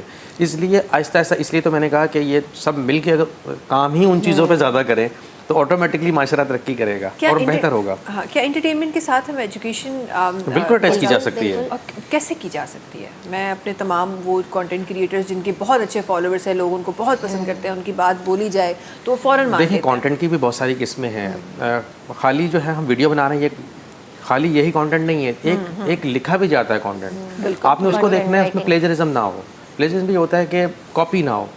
देखें, अगर हम कंटेंट को कॉपी नहीं करेंगे तो तभी हम न्यू कंटेंट लेके आएंगे, और जब न्यू कंटेंट लाएंगे और हमारा ये कॉन्सेप्ट ये होगा कि हमने वो कंटेंट लाना ही ठीक है, जब और सबसे पहले हम अपना लॉ भी देख लें कि हमारे लॉ में क्या क्या है। जब वो उन चीज़ों से हट के वो कंटेंट बनेगा तो ऑटोमेटिकली वही कंटेंट बनेगा जो ठीक होगा, जो बेहतर बनेगा। सही। और मुझे लगता है कि यहाँ पे स्पेस भी एक्चुअली जैसे आप कह रही हैं कि लोग उनको देख नहीं रहे होते, तो इसीलिए जो हमारा जो आम कंटेंट क्रिएटर है वो इस तरफ नहीं आ रहा जो वायरल होती है वीडियोस, उसको कौन वायरल करता है? उसको आवाम ही करती है ना। तो फिर वही क्रिएटर उसी तरीके की वीडियोस बना रहे हैं। लोग एजुकेशन को कॉमन करेंगे तो लोग उस पे वीडियो, उस सब्जेक्ट पे वीडियो बनाएंगे। अब क्रिएटर ये देखता है इस पे ज़्यादा व्यूज़ आ रहे हैं तो मैं यही नीश सिलेक्ट कर लेता हूँ। ये चीज़ होता है, इसमें इंसान का माइंडसेट बदलना, थोड़ी मेंटालिटी चेंज हो तो ज़्यादा बेहतर है। अब मैं कंटेंट क्रिएटर हूँ लेकिन ये नहीं कि मैंने अपनी एजुकेशन छोड़ दी, नहीं, एजुकेशन इज़ मस्ट। एकेडमिक पढ़ाई एक अलग चीज़ है, आप इसको पार्ट टाइम के तौर पे लग सकते हो, लेकिन ये नहीं कि आपने अपनी पढ़ाई छोड़ी और फुल टाइम आप कंटेंट क्रिएटर नहीं। एजुकेशन तो मस्ट है, मतलब उसके बाद फिर आप आते हो दूसरी चीज़ों पे। सही, बिल्कुल बिल्कुल सही बात है। बिकॉज हमारा जो नॉर्मल 14-16 ईयर्स का एकेडमिक्स होता है वो किसी भी फील्ड के लिए, चाहे आपकी कंटेंट क्रिएशन की फील्ड हो या तव्हांजी शोबिस जी का भी फील्ड है, उन कंहिं बि फील्ड जे लाइ इलाही ज़रूरी आहे। छो त हीअ सिर्फ़ु तव्हांखे उहा डिग्री न पियो प्रोवाइड करे, तव्हांखे शऊर भी प्रोवाइड करे पियो, जेको अॻियां माण्हुनि ताईं पहुंचाइण लाइ इलाही ज़रूरी है, जो मुझे लगता है कि गुजरे हुए कुछ कंटेंट क्रिएटर्स के पास नहीं है। इसीलिए हमारे पास इस तरह की व्लॉगिंग है, इस तरह की चीज़ें सामने आ रही है। किसी भी माशरे के लिए तालीम जो है ना वो बहुत मायने रखती है। बिल्कुल ऐसा ही है। और ये लाजमी नहीं है कि ये खाली, हम अभी स्कूल्स की बात कर रहे थे, घर के अंदर भी तालीम बहुत ज़्यादा मायने रखती है। अगर हमारे पेरेंट्स भी, मदर भी हमें ये सब चीज़ें गाइड करते रहें कि बेटा इस तरीके से आपने आगे जाना है। आजकल होता क्या है, अभी लास्ट टाइम 3-4 दिन पहले किसी निजी टीवी में मैं बात कर रहा था, ये हमारी इसी टॉपिक ही यही था वहाँ पे। तो ये था कि बच्चों को वो कह रहे हैं कि डांट के ना हम मनाते हैं। बच्चों को एकदम से डांटना नहीं है, उनके साथ यूज़र फ्रेंडली हो जाना है बिल्कुल। जब उनके साथ आप फ्रेंडली हो जाएंगे ना तो आहिस्ता आहिस्ता आहिस्ता फिर वहाँ पे ये क्वेश्चन आया कि आप बच्चों को आजकल के दौर में कैसे देख सकते हैं कि अगर वो होटल पे जाके बैठा हुआ वहाँ सिगरेट पी रहा है या किसी और जगह जाके बैठा है वहाँ कुछ और कर रहा है, तो कैसे पता चलेगा। तो मैंने उनको कहा कि अगर आप उनके साथ बिल्कुल फ्रेंडली हो जाएंगे ना, तो फिर आप उनके दोस्तों के साथ भी फ्रेंडली हो जाएंगे, तो ऑटोमेटिकली जब उनकी गैदरिंग जो है वो सही होगी, वो सही हो जाएंगे। वो कहते हैं कि जो आदमी है वो अगर उसको पहचानना हो तो उसकी गैदरिंग से पहचाना जाता है। ऐसे ही है, ऐसे अब ही कहते हैं बिल्कुल ना, ऐसे। A man is known by the company he keeps. बिल्कुल जैसी उसकी गैदरिंग होगी ना, उसी तरीके से वो आहिस्ता आहिस्ता आहिस्ता आहिस्ता वैसे ही डलता जाता है। कोई भी शख्स पैदाइशी अच्छा पैदा नहीं होता, पैदाइशी काबिल पैदा नहीं होता, उसको माशरा जो चीज़ें सिखाता है वो वैसा ही हो जाता है। बिल्कुल बिल्कुल ऐसा ही है। और इसीलिए कहते हैं कि आप जब भी कुछ चीज़ें होती हैं जो आपके इक़दार में नहीं होती, आप नहीं उसको सिलेक्ट कर सकते, जिसमें आपके ब्लड रिलेशन से आप उनको नहीं सिलेक्ट कर सकते, लेकिन उसके बाद आपकी दोस्ती, आपका उठना बैठना, आपका एनवायरनमेंट, आपका वर्क स्पेस, ये आप खुद सिलेक्ट करते हैं। तो सोच समझ के सिलेक्ट करें, बिकॉज या हिकु ॾाढी कॉमन हिकु ॻाल्हि आहे जेका हाणे मुंहिंजे ख़्याल में ये ॾाढी आम रिसर्च आहे जेका सभिनी खे ख़बर आहे, त माण्हू जेका पंहिंजी माण्हू जी पर्सनैलिटी हूंदी आहे उहा बेसिकली उनजी अंदर जी पर्सनैलिटी न, बल्कि जेके 7 माण्हू उन सां गॾु रही रहिया आहिनि, जिन सां सभिनी खां वधीक को टाइम गुज़ारे रहियो आहे, वो पर्सनैलिटी बेसिकली उन मां सिलेक्ट भी डेवलप करें कंदो आहे। और अपनी तलाश करें। देखें, सबसे पहले क्या है कि जो इंसान अगर कुछ दिन वो काम करता है ना, उसको अपनी तलाश भी करनी चाहिए कि मैंने अगर 10 दिन ये काम किया तो वो कैसा था, उसमें मिस्टेक्स क्या थी। हम सबसे पहले तो ये चीज़ सोच लेते हैं कि हम ही काबिल हैं, हम ही सब कुछ हैं। हम अगर अपनी गलतियाँ जो है वो ढूंढना शुरू कर देंगे ना, तो हम कामयाब हो जाएंगे। सही। अब मैं क्या करता हूँ, हर 2 से 3 दिन के बाद, अभी ये प्रोग्राम ही हो रहा है ना, इसके अंदर मैं जाके देखूंगा कि मेरे से मिस्टेक क्या हुई है। और दुनिया फिर का next time कोई उसको correct करेंगे, हाँ, yes। दुनिया का कोई भी शख्स जो है वो मुकम्मल पैदा नहीं हुआ। बिल्कुल ऐसे ही है, बिल्कुल ऐसे सिर्फ ही है। हमारे नबी सल्लल्लाहु अलैहि वसल्लम के अलावा बाकी जितने भी बेशक, लोग आए बेशक। हैं, वो सारे के सारे कोई ना कोई इनमें मसले रहे हैं। जो अंबिया किराम हैं, वैसे तो हम लोग नहीं हो सकते ना, तो इसलिए हमें तो हमारे अंदर तो मिस्टेक रहेंगी, तो हमें वो आहिस्ता आहिस्ता आहिस्ता दूर करते जाना है। सही सही, उसको ओवरकम करना है। और उसका सबसे पहला स्टेप यही है कि आप उस मिस्टेक को समझें, उसको एक्सेप्ट करें। जॾहिं तव्हां एक्सेप्ट कंदो, पाणे उनखे सही करण जा तरीक़ा बि तव्हांखे मिली वेंदा। अच्छा, जल्दी जल्दी सां प्रोग्राम काफ़ी तेज़ी सां अॻियां वधी रहियो आहे, त जल्दी जल्दी सां तेज़ी सां हिकु ॿियूं कुछ ॻाल्हियूं प्रोग्राम में शामिल करण थी चाहियां। कुछ चीज़ें जो मैं चाहती हूँ कि हमारे व्यूवर्स तक पहुँचे। जिगर जलाल साहब, तव्हांजियूं बि कुछ अहिड़ियूं ॻाल्हियूं जेके शायदि आम माण्हुनि खे न ख़बर हुजनि, उन्हनि माण्हुनि ताईं कुछ ॻाल्हियूं पहुचाइण चाहींदसि। शुरूआति तव्हां खां कंदसि। पाण त माशाल्लाह तव्हां खोड़ सारनि माण्हुनि जा फेवरेट आहियो, तव्हांजा फेवरेट हिन दौर में कहिड़ा सिंगर आहिनि? हिन दौर में जेको आहे हिन दौर में माशाल्लाह मौलाई मुमताज़, शमन अली आहे, सखियाणी साहब आहे, ॿिया वरी जेके असांजा भला भला नौजवान दोस्त आहिनि, सभिनी खे ॿुधंदा आहियूं। ज़बरदस्त। इहा इन ॻाल्हि जी ज़मानत थी वई त शमन अली साहब ऐं मंज़ूर सकराइणी साहब हिन दौर जा आहिनि। इन तव्हांजे लफ़्ज़नि में इन ॻाल्हि जी ज़मानत थी वई, न त असां उन्हनि खे थोरो सीनियर असां सम्झो पिया। हाणे वरी असां लॉट असां नई ॾिसी छॾी आहे, त नया माण्हू जेके आहिनि साम्हूं अचिया आहिनि। बट जी, तमामु जेकी बि असांजा प्यारा प्यारा सिंगर आहिनि, मूंखे लॻे थो हाणे उहा जेकी लिस्ट आहे न, उहा महदूद थींदी पई वञे। जेके सुठा सिंगर जंहिंजा नाला हूंदा आहिनि उहा महदूद थींदी पई वञे। फेवरेट सिंगर कौन रहा है? सज्जाद अली। सजाद अली, ज़बरदस्त। और यहाँ पर श्रेया घोषाल, ज़बरदस्त। कंटेंट क्रिएटर फेवरेट कौन रहा है? इरफान जुनेजो। ज़बरदस्त। अच्छा जी, यहाँ पे कोई एजुकेशन साइड पे कोई रही है इंस्पिरेशन देखा किसी जाए, क्रिएटर से? हाँ, इतनी ज़्यादा मतलब फील नहीं किया, लेकिन मेरे ख्याल से सबसे मैंने थोड़ा सबसे नॉलेज हासिल किया है। सही, सही। कासिम अली शाह बहुत अच्छा, यानी कि माशाल्लाह, ज़बरदस्त ज़बरदस्त। पाकिस्तान जो सभिनी खां जेको वणंदड़ शहर आहे उहो कहिड़ो आहे, या ॻोठ? असांखे त कराची पंहिंजी वणे थी। बिल्कुलु, न, ई त ॻाल्हि ई बि आहे। तॾहिं त असां कराची खे असां डंडो खणी बीठा आहियूं सुधारण जे लाइ, त सुधारियो कराची खे। यहाँ पे फेवरेट सिटी पाकिस्तान का? कराची ऑब्वियसली। कराची। कराची। अच्छा, अगर चलें पाकिस्तान से ज़रा बाहर, कराची चलें, ठीक है, कराची तक हम रहते हैं, लेकिन पाकिस्तान से बाहर अब आपको ज़बरदस्ती मौका दिया जा रहा है पाकिस्तान से बाहर? हाँ, कहीं वेकेशन के लिए जाए, कोलालमपुर। कोलमपुर जाना। ऐसा मेरा इत्तेफाक भी बहुत अच्छा रहा है, और मैं वहाँ घूमा भी बहुत हूँ, और बहुत एंजॉय किया। आप उन लोगों में से जो एक बार अच्छी चीज़ लग जाए वहीं बार बार जाते हैं? नहीं, मैं काफ़ी सारी कंट्रीज़ गया हूँ, अल्हम्दुलिल्लाह 7 से 8 कंट्रीज जा चुका हूँ। हाँ। लेकिन मुझे वो बेस्ट लगी है। वो बेस्ट लगा। ऐसी क्या चीज़ थी कोलमपुर में? मेरे ख्याल से एक तो वो इस्लामी टच भी है, और इंजॉयमेंट भी है हर तरह से, और वहाँ का वेदर बहुत अच्छा है, Weather- मौसम खाने इंतहाई की tension खूबसूरत नहीं है, सबसे अच्छी है, और बात। इतनी बारिश होती है और वहाँ पे पानी का पता नहीं चलता कहाँ जाता है। गायब हो जाता है, बिल्कुल बिल्कुल बिल्कुल ऐसा ही है। लेकिन मुझे वो ममालिक बहुत अच्छे लगते हैं कि आप उनको देखते हैं तो आपको ऐसा लगता है कि नहीं आप कहीं ट्विंस किसी टावर भी और- बहुत अच्छा है वहाँ पे, हाँ। ट्विंस टावर हो गया, बुकी पंदान, ये सब एरिया बड़े ज़बरदस्त। ये तो अब स्पेसेस की तो इसे बहुत सारी लिस्ट है, लेकिन अभी मैं ये चीज़ ज़रूर शामिल करूंगी, और मेरा ख्याल है मैं अपने वर्ड्स को रिपीट कर रही हूँगी, लेकिन मैं करना चाहती हूँ क्योंकि ऐसा है कि इत्तेफाक ऐसा हुआ कि एक दूसरे के पीछे मैं नॉर्दर्न एरियाज़ गई और फिर कोलंबर गई। वहाँ पे हम चले गए जेंटिंग हाईलैंड देखने, जी, जी, जी। और वहाँ गए तो वहाँ हमें पता चला कि ये तो बस एक हिस्सा है नॉर्दर्न एरियाज़ का। हमारे पास ये है नॉर्दर्न एरिया, लेकिन प्रमोशन नहीं है Promotion वहाँ पे, ये है सिर्फ, और उसकी इतनी प्रमोशन है कि हो पता नहीं क्या है वहाँ पर। और वहाँ भी स्नो वगैरह इतनी खास नहीं होती है। कोई खास नहीं। हमारे पास कितना खूबसूरत पाकिस्तान है यार, हमारी कोई प्रमोशन क्यों नहीं करती? कंटेंट क्रिएटर्स क्यों नहीं कर रहे हैं, क्यों नहीं explore काम करते करते? हैं, इसमें नहीं बताएं मुझे, करते आप हैं। जवाब अब तो देंगे इस बात पाकिस्तान पे। को देखें, हम explore लोग खुद करते नहीं हैं, करते, बहुत लेकिन work बाहर वाले जो हैं वो सब यहाँ घूम के जाते हैं, घूम के जाते हैं, बिल्कुल। ऐसे थोड़ी कश्मीर को जन्नत कहते हैं। बेशक बेशक ऐसा ही है। बताइए, वेकेशन का मौका मिला, कहाँ जाएंगे? टर्की। टर्की जाएंगी, और कौन से शहर में? इस्तांबुल। इस्तांबुल में। चलो साथ चलेंगे, मैंने भी जाना है। अच्छा, जिगर जलाल साहब, जी, जी। अली तांग ॿियो कहिड़ा हलिया विया हो? न वापस असां हिते ई आहियूं, असां तव्हां ॻाल्हियूं ॿुधूं पिया न। कहिड़े पाकिस्तान खां ॿाहिरि कहिड़े मुल्क छुट्टियूं मल्हाइण वेंदो? असां जूं छुटियूं इहो त असांखे दिलि में तमन्ना आहे, सऊदी पाक मदीनो त करे आया आहियूं, माशाल्लाह, हाणे तमन्ना बसि मौला हुसैन जे वाह, शाहे नजफ़ जो दीदार कयूं। इंशाल्लाह असांजी इहा ई उमेद आहे त इन्हनि मुल्कनि जा दीदार कयूं, इंशाल्लाह इंशाल्लाह ज़रूर। अल्लाह से जल्दी बसि नसीब करे मौला तव्हांखे। हुसैन जो दीदार कयूं, शाहे नजफ़ जो मौला अली जो दीदार कयूं। इराक जी तयारी आहे, मौला नसीब कंदो। माशाल्लाह इंशाल्लाह इंशाल्लाह अल्लाह से नसीब करे, न सिर्फ़ तव्हांखे बल्कि जेके जेके मञण वारा आहिनि उन्हनि सभिनीनि खे इंशाल्लाह अल्लाह से नसीब करे। अच्छा, जॾहिं असां हम जब बात करते हैं, ज़ाहिर है एक जब भी आप, मुझे ऐसा लगता है जब आप स्ट्रेंथ की बात करते हैं तो मुझे सिर्फ वो लोग सामने, लोगों की कॉन्सेप्ट ये होता है कि वो लोग जो हाथ से मजदूरी कर रहे हैं, स्ट्रेंथ पावर सिर्फ उनका होता है। लेकिन I am sure content creation के लिए भी आपको चाहिए, एजुकेशन के लिए भी आपको चाहिए, सिंगिंग के लिए भी आपको वो स्ट्रेंथ, वो पावर चाहिए। तो ये मुझे बताएं, सबसे बड़ी कंटेंट क्रिएटर के लिए क्या स्ट्रेंथ होती है, और क्या वो आपके पास है? आपकी क्या स्ट्रेंथ है? उसकी स्ट्रेंथ होती है वेरिएशन के।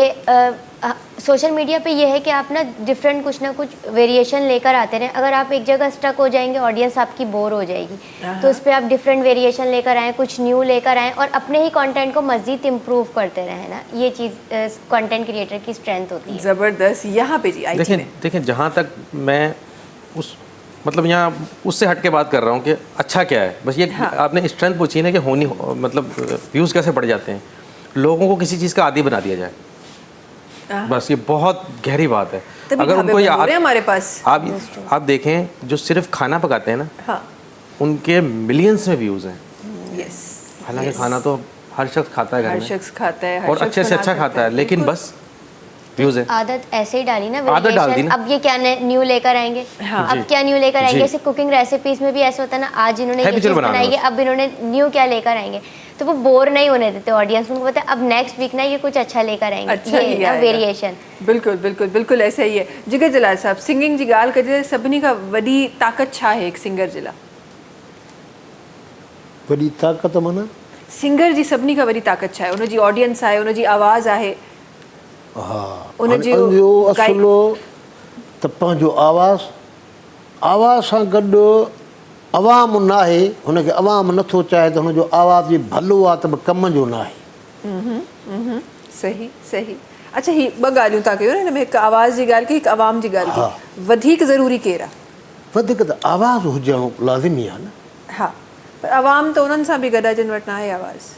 उहो त मां खोड़ सारा नाला आहिनि ॻाल्हि कई त, पर पाण में हिकिड़ो आवाज़ जो भलो हूंदो, हिकिड़ो कंहिं सुर सां हूंदो त पंज माण्हू भला, हाणे ॾिसो न त कंहिं माण्हू मां बि सभु माण्हू त राज़ी न आहिनि न। बेशक बेशक ईअं आहे। मतिलबु एतिरा मौजूद हुजनि जेके पाण खे हिकिड़ा पसंदि कनि था, भला जे 100 न आहे त 10 माण्हू हुजनि, 20 हुजनि त बि काफ़ी आहिनि न। हा, पर उहे सम्झण वारा हुजनि, सम्झण वारा हुजनि ऐं ॿुधण वारा ॿुधण हुजनि। वारा बिल्कुलु बिल्कुलु सही ॻाल्हि आहे। अच्छा, का एक्टर वेक्टर कॾहिं का को फिल्मी का अदाकारा पसंदीदा रही आहे कॾहिं? माशाअल्लाह सभु पसंदि आहिनि, तव्हां बि पसंदि हो, हे बि पसंदि आहिनि, असांखे त सभु वणनि था। मां किथां ॾाढियूं फिल्मूं कयूं आहिनि, मां त फिल्मुनि जी ॻाल्हि, असांजी उहे जेके फिल्मूं थींदियूं पुराणे ज़माने वारियूं बिल्कुलु उन में का उन में त सभु वणंदा माशा अल्लाह जेके बि अदाकार हुयूं त सुठी शइ त सभु कंहिंखे वणंदी आहे न बसि इहा ई ॻाल्हि आहे नाला कहिड़ा खणजनि त हीअ हुई फिलाण हुई हा को भला अॼुकल्ह को अरीबी करीबी नालो को यादि हुजे न न नाला असां एतिरा ॾिसूं ई कोन था फिल्मूं असां हा असां गाना ॿुधंदा आहियूं गाननि जा गुलूकारा उन जा त नाला यादि हूंदा जिगर जलाल साहब न न माशा अल्लाह असांजी जीअं सनो मारी आहे आहा तमामु इनखे माना हिकिड़ो दिलि सां ॿुधंदा आहियूं ज़बरदस्त छो त इहे हिकिड़ियूं जेके पंहिंजे सुरीलियूं ऐं उनजे ॻाइण में वॾो हिकिड़ो मज़ो अचे इहे जेके भलियूं भलियूं असांजूं फ़नकारियूं आहिनि जा अदा फ़नकार आहिनि उहे पाण खे वणंदा आहिनि ऐं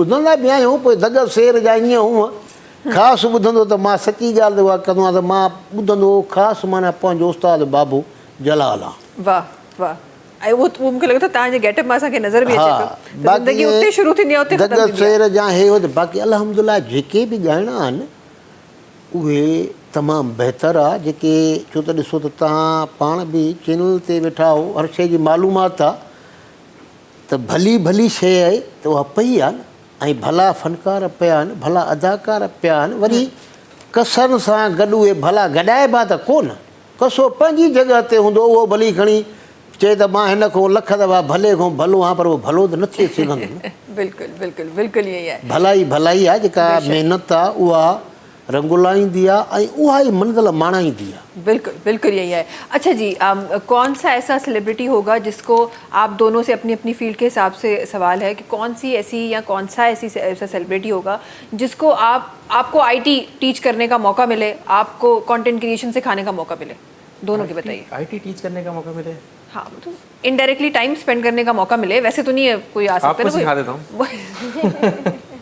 मैंने फेवरेट सेलिब्रिटी पूछा था अच्छा फेवरेट सेलिब्रिटी आपने सिर्फ सिखाने की बात की थी हाँ नहीं मतलब जिसको आप सिखाना चाहें उसमें वो ये पता चल गया मैं फेवरेट लिस्ट में नहीं हूँ ये मोहम्मद असद साहब ने बता दिया आप फेवरेट लिस्ट में से नहीं है मैंने रिमूव कर दिया आपका नाम अगर मैं उनका नाम लेके कहूँ वो ये सोचेंगे कि आप मुझे उनको सिखा रहे हैं लेकिन आईटी सिखा रहे हैं खाली हाँ तो बात आईटी से शुरू कर रहे हैं ना हम आगे फिर देखिए अगर जहाँ जिंदगी गई अगर खाली फेवरेट की बात करें तो उमर शरीफ मेरे फेवरेट थे बहुत अच्छे थे और उनसे मिल भी चुका हूँ मैं वाह बहुत अच्छा उन्होंने ही ये बात कही थी कि आप ये देखें कि इंसान बोलता क्या है ये नहीं देखें सिर्फ बोल रहा है बोलने को तो बहुत कुछ लोग बोलते हैं बड़े लोग बड़ी बड़ी बातें कर जाते हैं उन्होंने एक बड़े हाँ हाँ जो फेवरेट कंटेंट क्रिएटर है फेवरेट है क्योंकि वो मुझसे आगे तो मैं उसको कुछ सिखाना तो नहीं चाहूँगी लेकिन सीखना ज़रूर चाहूँगी तो हमारे क्रिएटर लिस्ट में है मरियम राजा ये तो इनसे मैं सीखना चाहूँगी इनका वर्क मुझे काफ़ी इंस्पायर करता है कि मैं इस तरीके से ना अपने काम को इम्प्रूव करूँ ना जबरदस्त क्योंकि इतने पीक पे जा चुके हैं सब जाहिर बात है उनको सिखाते हुए थोड़ा सा ये वर्ड थोड़ा अच्छा नहीं लगेगा लेकिन देखिए मुझे ऐसा लगता है कि आजकल जो है ना आप किसी 2 साल के बच्चे से भी कुछ ना कुछ सीख रहे होते हैं आजकल दुनिया ऐसी है कि आपको क्योंकि इतना कुछ है आजकल हम आपके पास कि आप कह ही नहीं सकते कि भाई इस बंदे को सब कुछ आता है कोई ना कोई ऐसी चीज़ होगी जो आप उससे ज़्यादा जानते हो तो ज़िंदगी यही आहे यही हली रही है वरी मेहरबानी मुझे तमाम मेहमाननि जी अगर हुजण जे लाइ प्रोग्राम में शामिल थियण जे लाइ ख़ूबसूरत ॻाल्हियूं प्रोग्राम में रखण जे लाइ पंहिंजी आवाज़ प्रोग्राम में रखण जे लाइ गॾोगॾु जी तव्हां सभिनी खे ॿुधाईंदा हलूं आख़िरी गानो असां शामिल कयूं पिया हिन वक़्तु ऐं उहो असां डेडिकेट कंदासीं जिगर जलाल साहब जी पोट्री खे फरिया असांजी प्यारी न्याणी सिंध जी न्याणी उनजी अॼु बर्थडे आहे अॼु बर्थडे आहे सो हैप्पी बर्थडे फरिया ऐं हीउ गानो असां तव्हांजे लाइ पेश करे रहिया आहियूं मुर्तज़ा साहब जिगर जलाल साहब जा साहिबज़ादा आहिनि उन्हनि जी नंढड़ी जी अॼु बर्थडे आहे सो अॼोकी बर्थडे जेका आहे उहा स्टार्ट हिन गाने सां थी रही आहे हीउ गिफ्ट असां पंहिंजे प्रोग्राम जे थ्रू तव्हांखे ॾियण वारा आहियूं वरी महिरबानी तव्हां टिनी जी हिकु दफ़ो ॿीहर आख़िर में शामिल करे रहिया आहियूं जिगर जलाल साहब जो आवाज़ तव्हां सां मुलाक़ात इंशाअल्लाह 2 ॾींहंनि खां पोइ थींदी डिफरेंट तबसरा इंशाल्लाह ज़िंदगी में रहंदा जंहिंमें सभिनी खां पहिरीं जेको आहे उहो मैच जो तबसरो हूंदो त इंशाल्लाह दुआ कयो त पाकिस्तान एटलीस्ट 1 डेज़ में जीती वञे आख़िर में तव्हांखे ॿुधाईंदा हलूं टपाल मेज़बान जेका सिंधी नंबर 1 चाहिया आहे पंहिंजे सारिफ़ीन जे लाइ ॾाढी ज़बरदस्त कैंपेन खणी आई आहे जंहिं तहत तव्हां कटे सघो था खोड़ सारा क़ीमती इनामात करिणो तव्हांखे छा आहे टपाल मेज़बान जो पैकेट ख़रीदणो आहे उन में मौजूदु कूपन में पंहिंजी तमामु डिटेल्स खे फिल करिणो आहे ऐं उनखे विछड़णो आहे टपाल मेज़बान जश्न जमालो जे क़रीबी ड्रॉप बॉक्स में ऐं बसि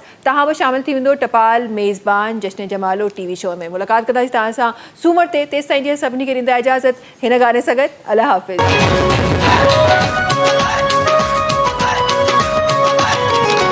इन्हें लखण तू अखिड़ू ही मरी राज पवंदा इने नखण तूं अखिड़ियूं ही मरी राज पवंदा ढक जुल्फ बलाम हण खण ढक जुल्फ बलाम हण खण सहरी कहरी न न न न न न न इने नखण तूं अखिड़ियूं ही मरी राज पवंदा इने नखण तूं अखिड़ियूं ही मरी राज पवंदा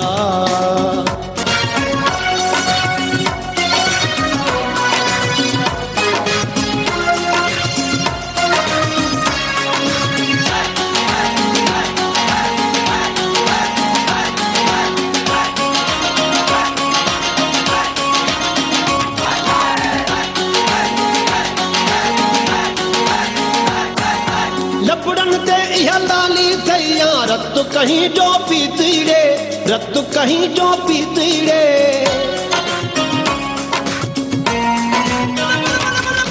लपड़न ते इहा लाली थैया रत कहीं जो पीतीड़े रत कहीं जो पीतीड़े तुंड पिंपड़ियूं डंग विष्णु जा तुंड पिंपड़ियूं डंग विष्णु जा सहरी कहरी न न न न न न न इने नखण तूं अखिड़ियूं ही मरी राज पवंदा इने नखण तूं अखिड़ियूं ही मरी राज पवंदा ढक जुल्फ बलाम हण खण ढक जुल्फ बलाम हण खण सहरी कहरी न न न न न न न इने नखण तूं अखिड़ियूं ही मरी राज पवंदा इने नखण तूं अखिड़ियूं ही मरी राज पवंदा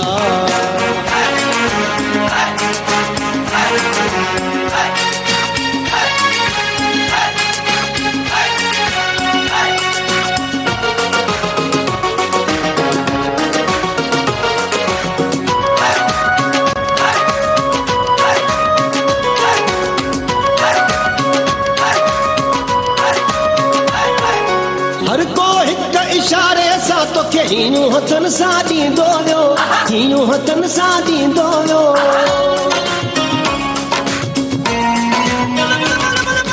हर को हिक इशारे सां तोखे हीयूं हथन सां ॾींदो वियो हीयूं हथन सां ॾींदो वियो सर आम दिलनि जा धाड़ा सर आम दिलनि जा धाड़ा सहरी कहरी न न न न न न न इने नखण तूं अखिड़ियूं ही मरी राज पवंदा इने नखण तूं अखिड़ियूं ही मरी राज पवंदा ढक जुल्फ बलाम हण खण ढक जुल्फ बलाम हण खण सहरी कहरी न न न न न न न इने नखण तूं अखिड़ियूं ही मरी राज पवंदा इने नखण तूं अखिड़ियूं ही मरी राज पवंदा सब्सक्राइब कयो असांजो official YouTube channel Sindh TV HD ऐं वधीक अपडेट लाइ बेल आइकन खे क्लिक करियो।